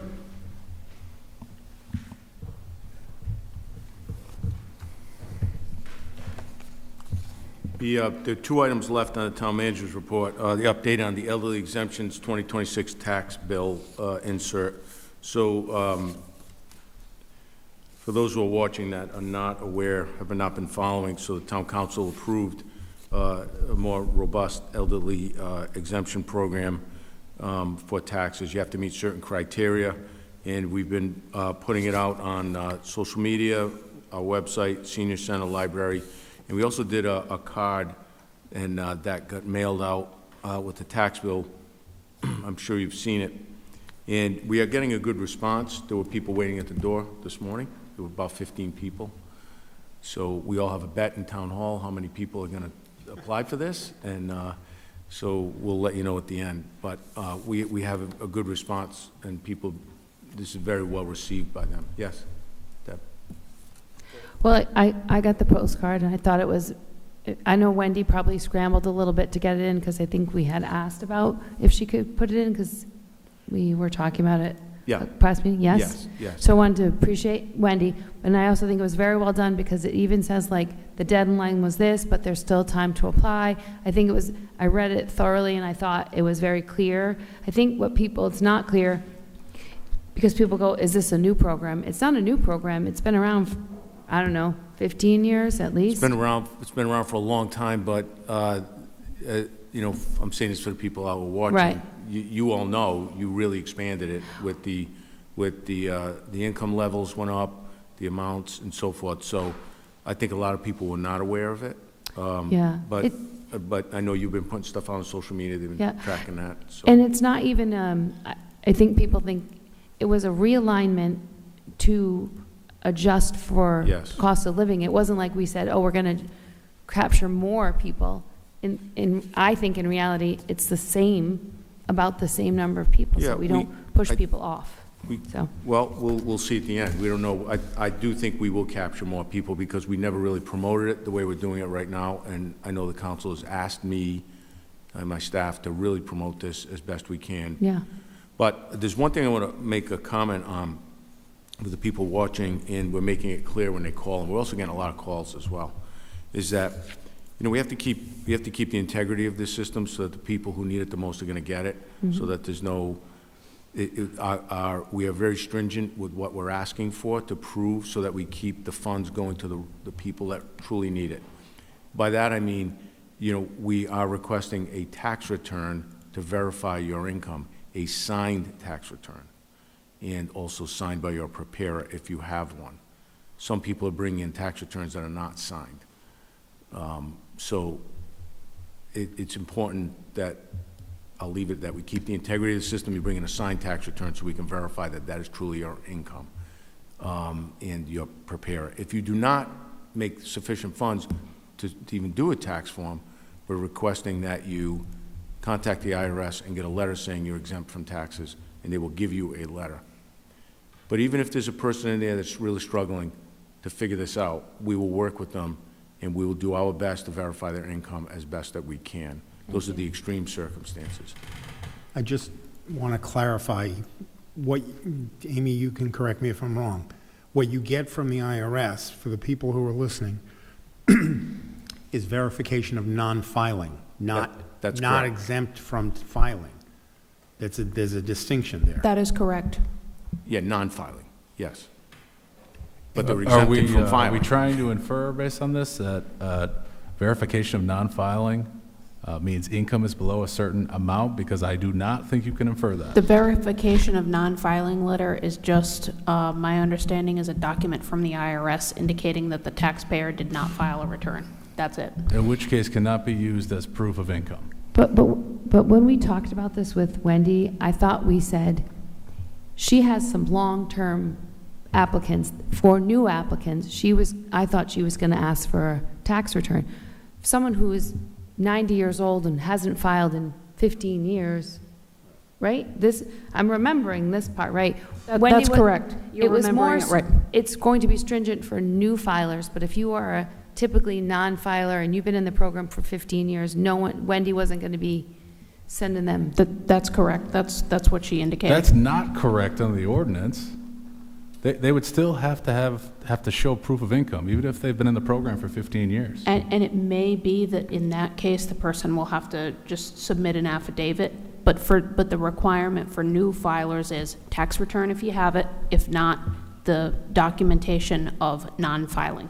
Yeah, but those who have been participating in prior years, we're not going to continue to accept affidavits that are signed in the presence of a notary that state my income is below X. We're no longer going to accept that. so No one's let me grandfathered just in. Everyone has clarify. to be subject to the ordinance. Let me clarify. People have to prove what their income is, however we can do it. We'll work with them. So the gold standard is your tax return.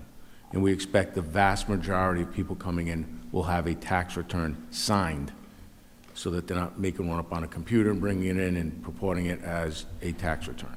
So, and then if a preparer also has his name on it, we're requesting that signed. So this way you're just getting a true copy of what was turned into the IRS. If that 90-year-old woman does come in, and she doesn't have anything of the above, we will work as best we can to verify what her income is through social security statements and so forth.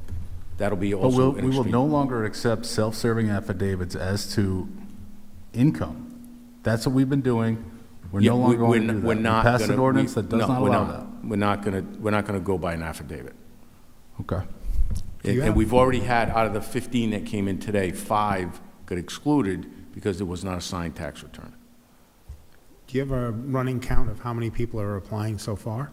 15. Just the, all right. Well, the 15, this was the first day. Well, Okay. but she mentioned that she had her regular filers. She was. Oh, yes. We've had people file in the past, because we're in that middle period where we're still accepting for another, I believe it was another 90 That's days. correct. If you filed whatever paperwork is necessary to participate prior to us enacting the ordinance, with respect to this particular year, you don't have to comply with the ordinance as to what you have to show to prove income, because you filed what you needed to under the ordinance that was in effect at the time you made the application. We can't rewind the tape and go back to those people that already applied. Exactly. This is moving forward when the ordinance passed, moving forward from the date you guys passed it. Anyone submitting after that does need to bring in proof of income. Yes. Which we are kind of saying the same thing, because I was saying new applicants this year, like someone who's applying on July 13th. Okay, new as meaning like applying after the effective date of the ordinance.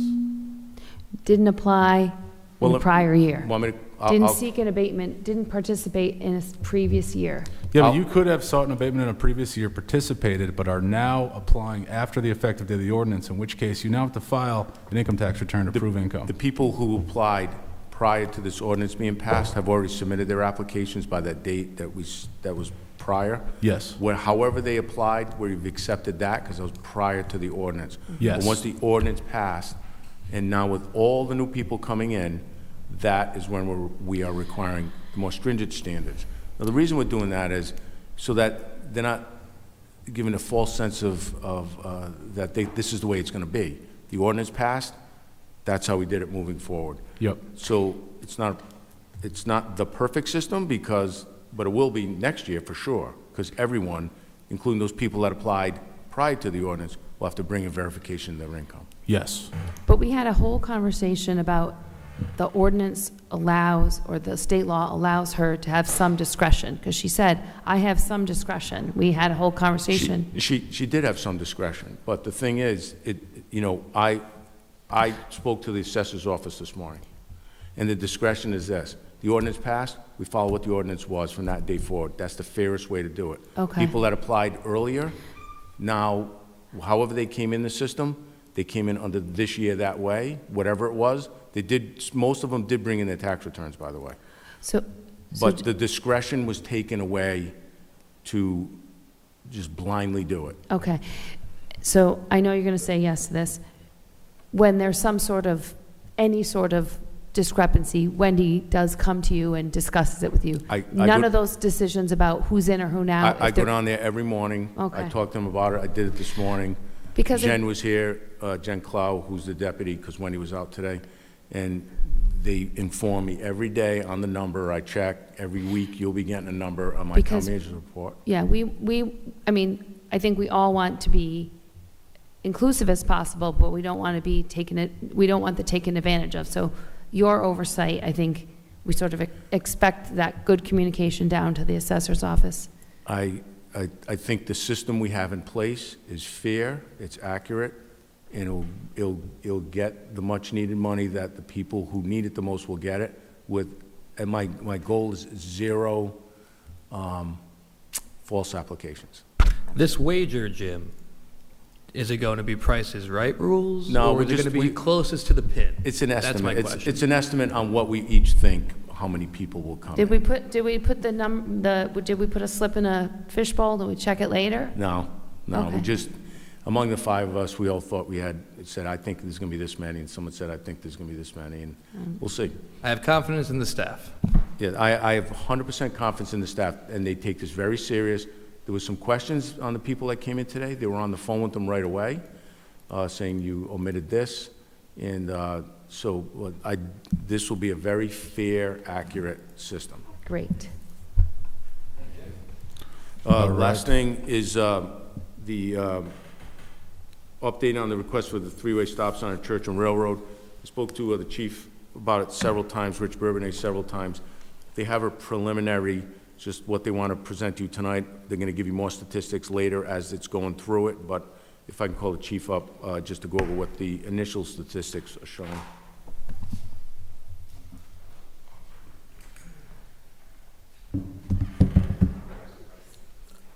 Good evening.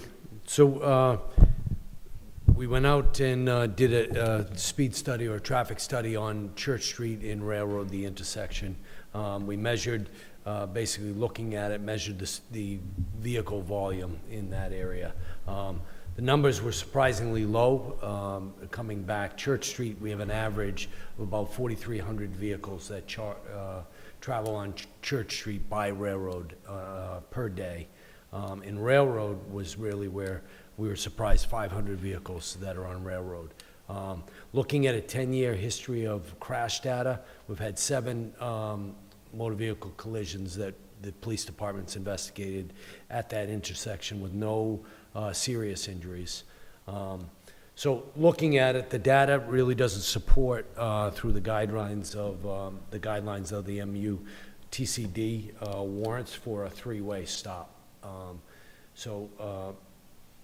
You know, basically, I think in speaking to Rich and the manager, as far as what can be looked at here, we've come up with four suggestions, and one would be we do nothing, and we leave it as it is, based on the data that we've collected. Just the vehicle volume doesn't match or warrant a three-way stop. Also, looking at it, you know, we looked internally of complaints to the police department as far as whether it's issues with pedestrians in that area, along with the crash data that we looked at. Second suggestion would be that you do install the three-way stops, and that would be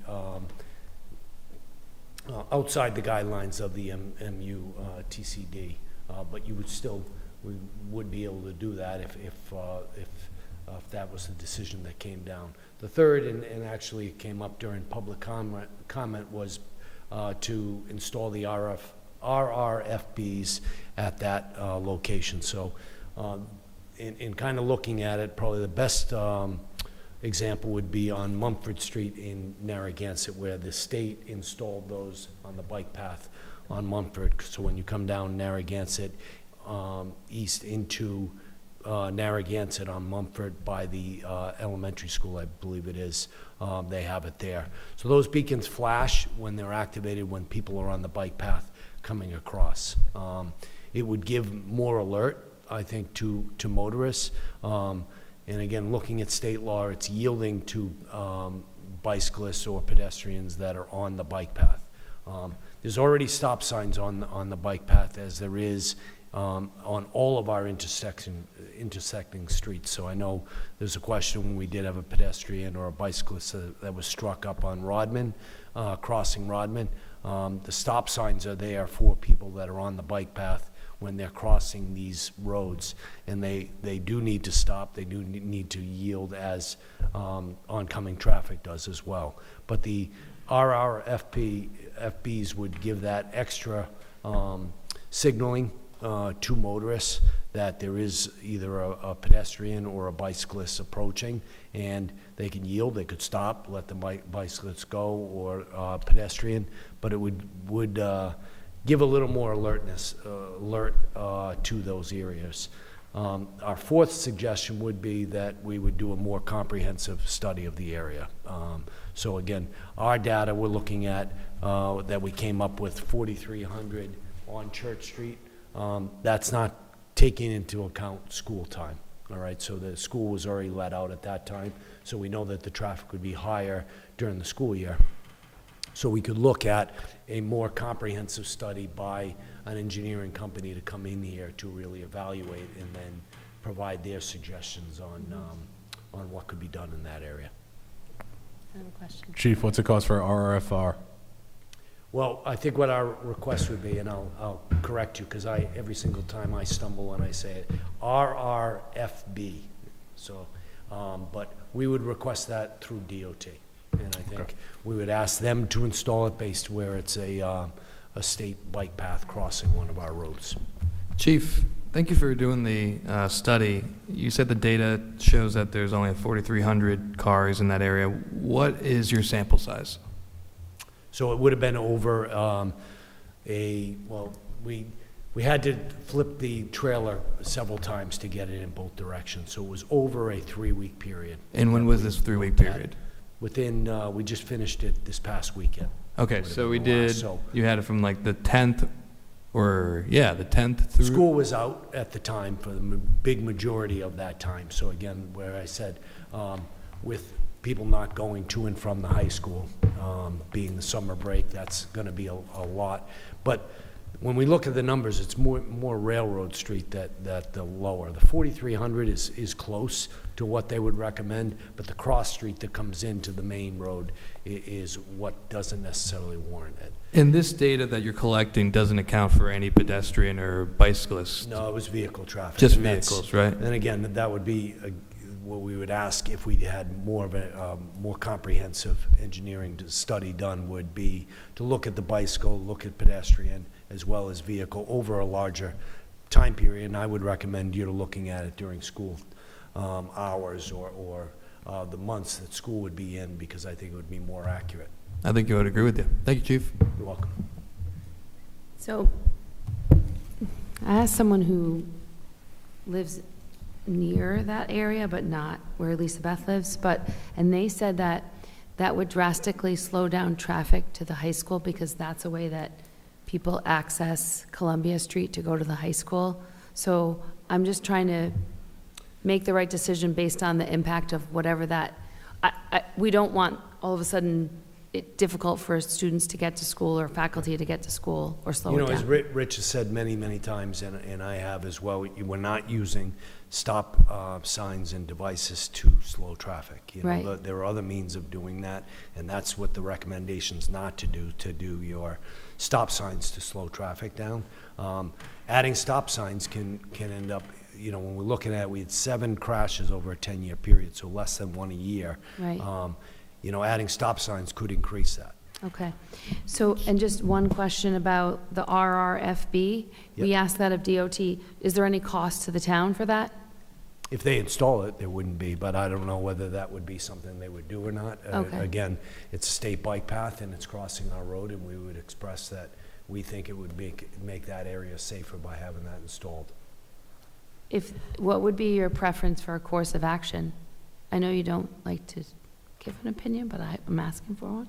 No, I think looking at, I think awareness is I think as in public comment that was brought up, I think if we did, we could look at the RRFBs with the state, and if they were willing to install that, I think that would be a good option to start.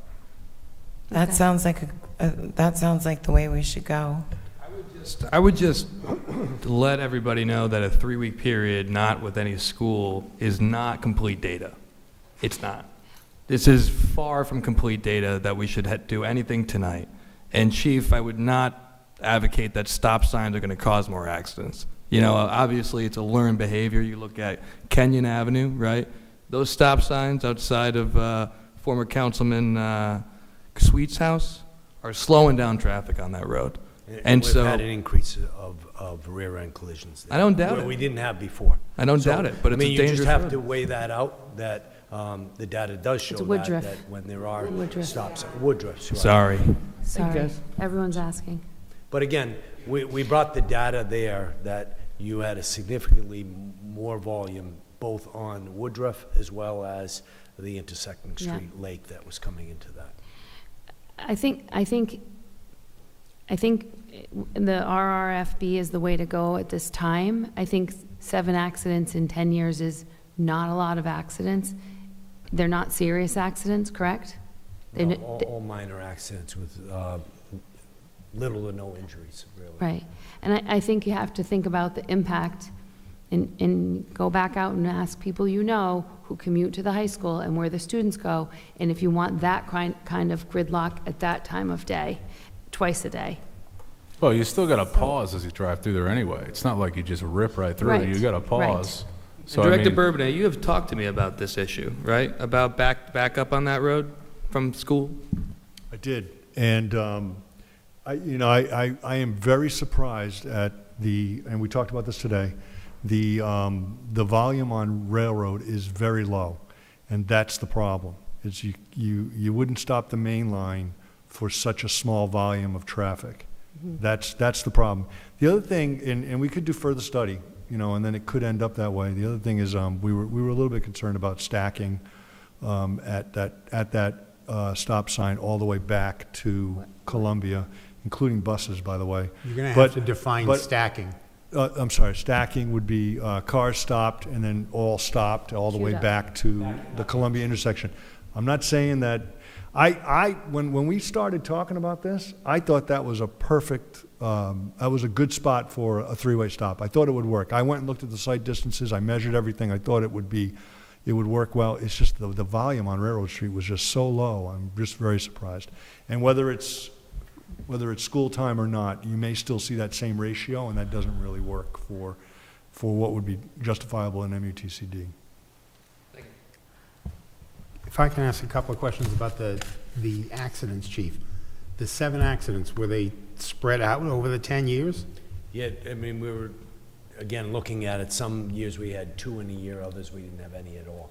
Right. There was no really any pattern of looking at it, wasn't weather-related, they were just spread out over the 10-year period. There's no evidence that it's a trend? No. Okay. Like I said, that's- no patterns at all, nothing that I could look at. And they're say not like winter That's fine. conditions or anything like that. summer or winter?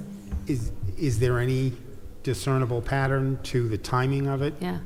Of the crashes? Yeah. Yeah. No, like I said. Okay. Whether it's school hours, I mean, obviously, it was more during, where it's traveled during the daytime or evening hours as opposed to late night, but How again, many of really them- no patterns that we could look at to say that it was contributing factors. How many of them involved bicyclists or pedestrians? I don't believe any of them had. Okay.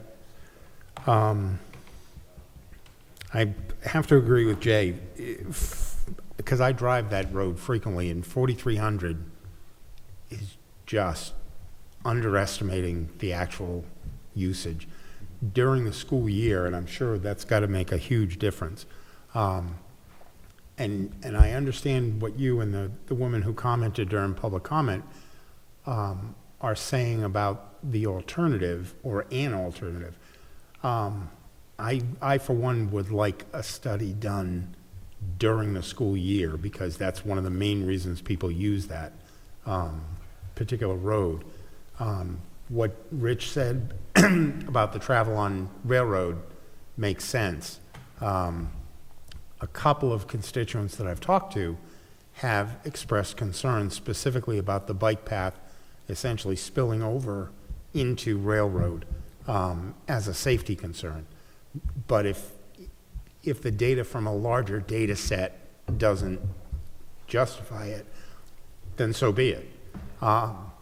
And if the state, if we can request from the State Department of Transportation, one of these devices, and it's helpful, and it's less intrusive than a stop sign, that makes perfect Right. sense. But I think we need more data than we've got. So why don't we request the RRFB, and then in September or October, go back and put your data accumulated counter? I guess we can do both, in that it's going to take time from the state to respond to us, and if they Right. say yes, we still have the option to say, we don't know if we want that or not. Throw the line in the You wouldn't have water. both. You wouldn't have Right. both, because that would just be confusing. Right, but, Yes, we could. I mean, if they come back and say instantly, we're gonna get it, great. We can still. It could take 10 weeks for them to install it, and then 10 weeks, we're in September. So. And that doesn't cost us anything. Correct. I'm kind of leery about another study, which is I an am very engineering leery about another firm and- study. Well- I'm hearing that you guys only have so much time. Well, It's a no, study it's an conducted outside- by you two or by some Outside firm? engineer. Our recommendation would be outside. You're I gonna don't cost want the to town pay money. anybody either. I don't So think we should the pay. studies we conducted for Woodruff or any roads where, It's a little different when you take into account the pedestrian traffic and all those other things. Like, it just helps to have a traffic engineer they're gonna count pedestrians, right? So that makes a difference on whether you want to have a stop sign or not. And then They'll look at every aspect, all different angles. So. Okay, And so they'll when look at the stacking again, and that would help make a better decision. So when we were looking at Woodruff, we didn't account for pedestrians, bikers, stacking, We didn't, because it we wasn't had enough necessary. data on the drivers the- itself. But there was enough car traffic, right? Okay. There was the volume on both streets, plus we had crash data. Yeah. I think that Gosh, everyone wants to be prudent about paying another consultant to do this, but I would just encourage us to do the dual track, like Councilwoman Berger said, right? Ask for the RFB.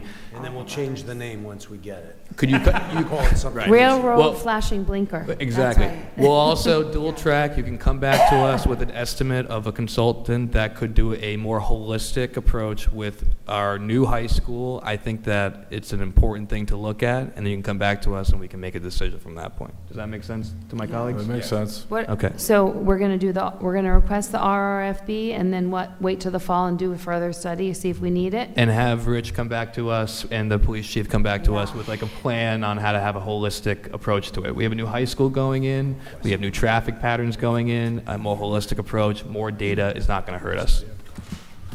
Okay, and I'm going to make an assumption here, but I don't want to, so I'm going to ask the question. If we engage an outside firm to conduct the study, that would have to be authorized by the town council at a meeting, approved by the majority. Yes. Okay, all right, that's enough. Depending on the cost?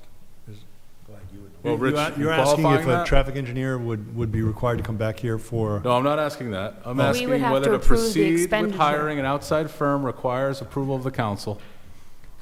And the other question is, where would that money come from? And that would be answered at that same time, and what the cost of it would be. I mean, is it a $5,000 expense? Is it a $10,000 So expense? That's what I was, if it's a low enough cost, we do have dollars available under the pedestrian safety fund that we've been carrying for quite a while. We've used it for Kersey Road.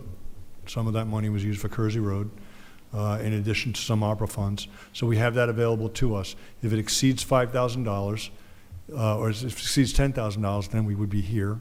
Right? No, that's not correct, Rich. It's like 20-something now.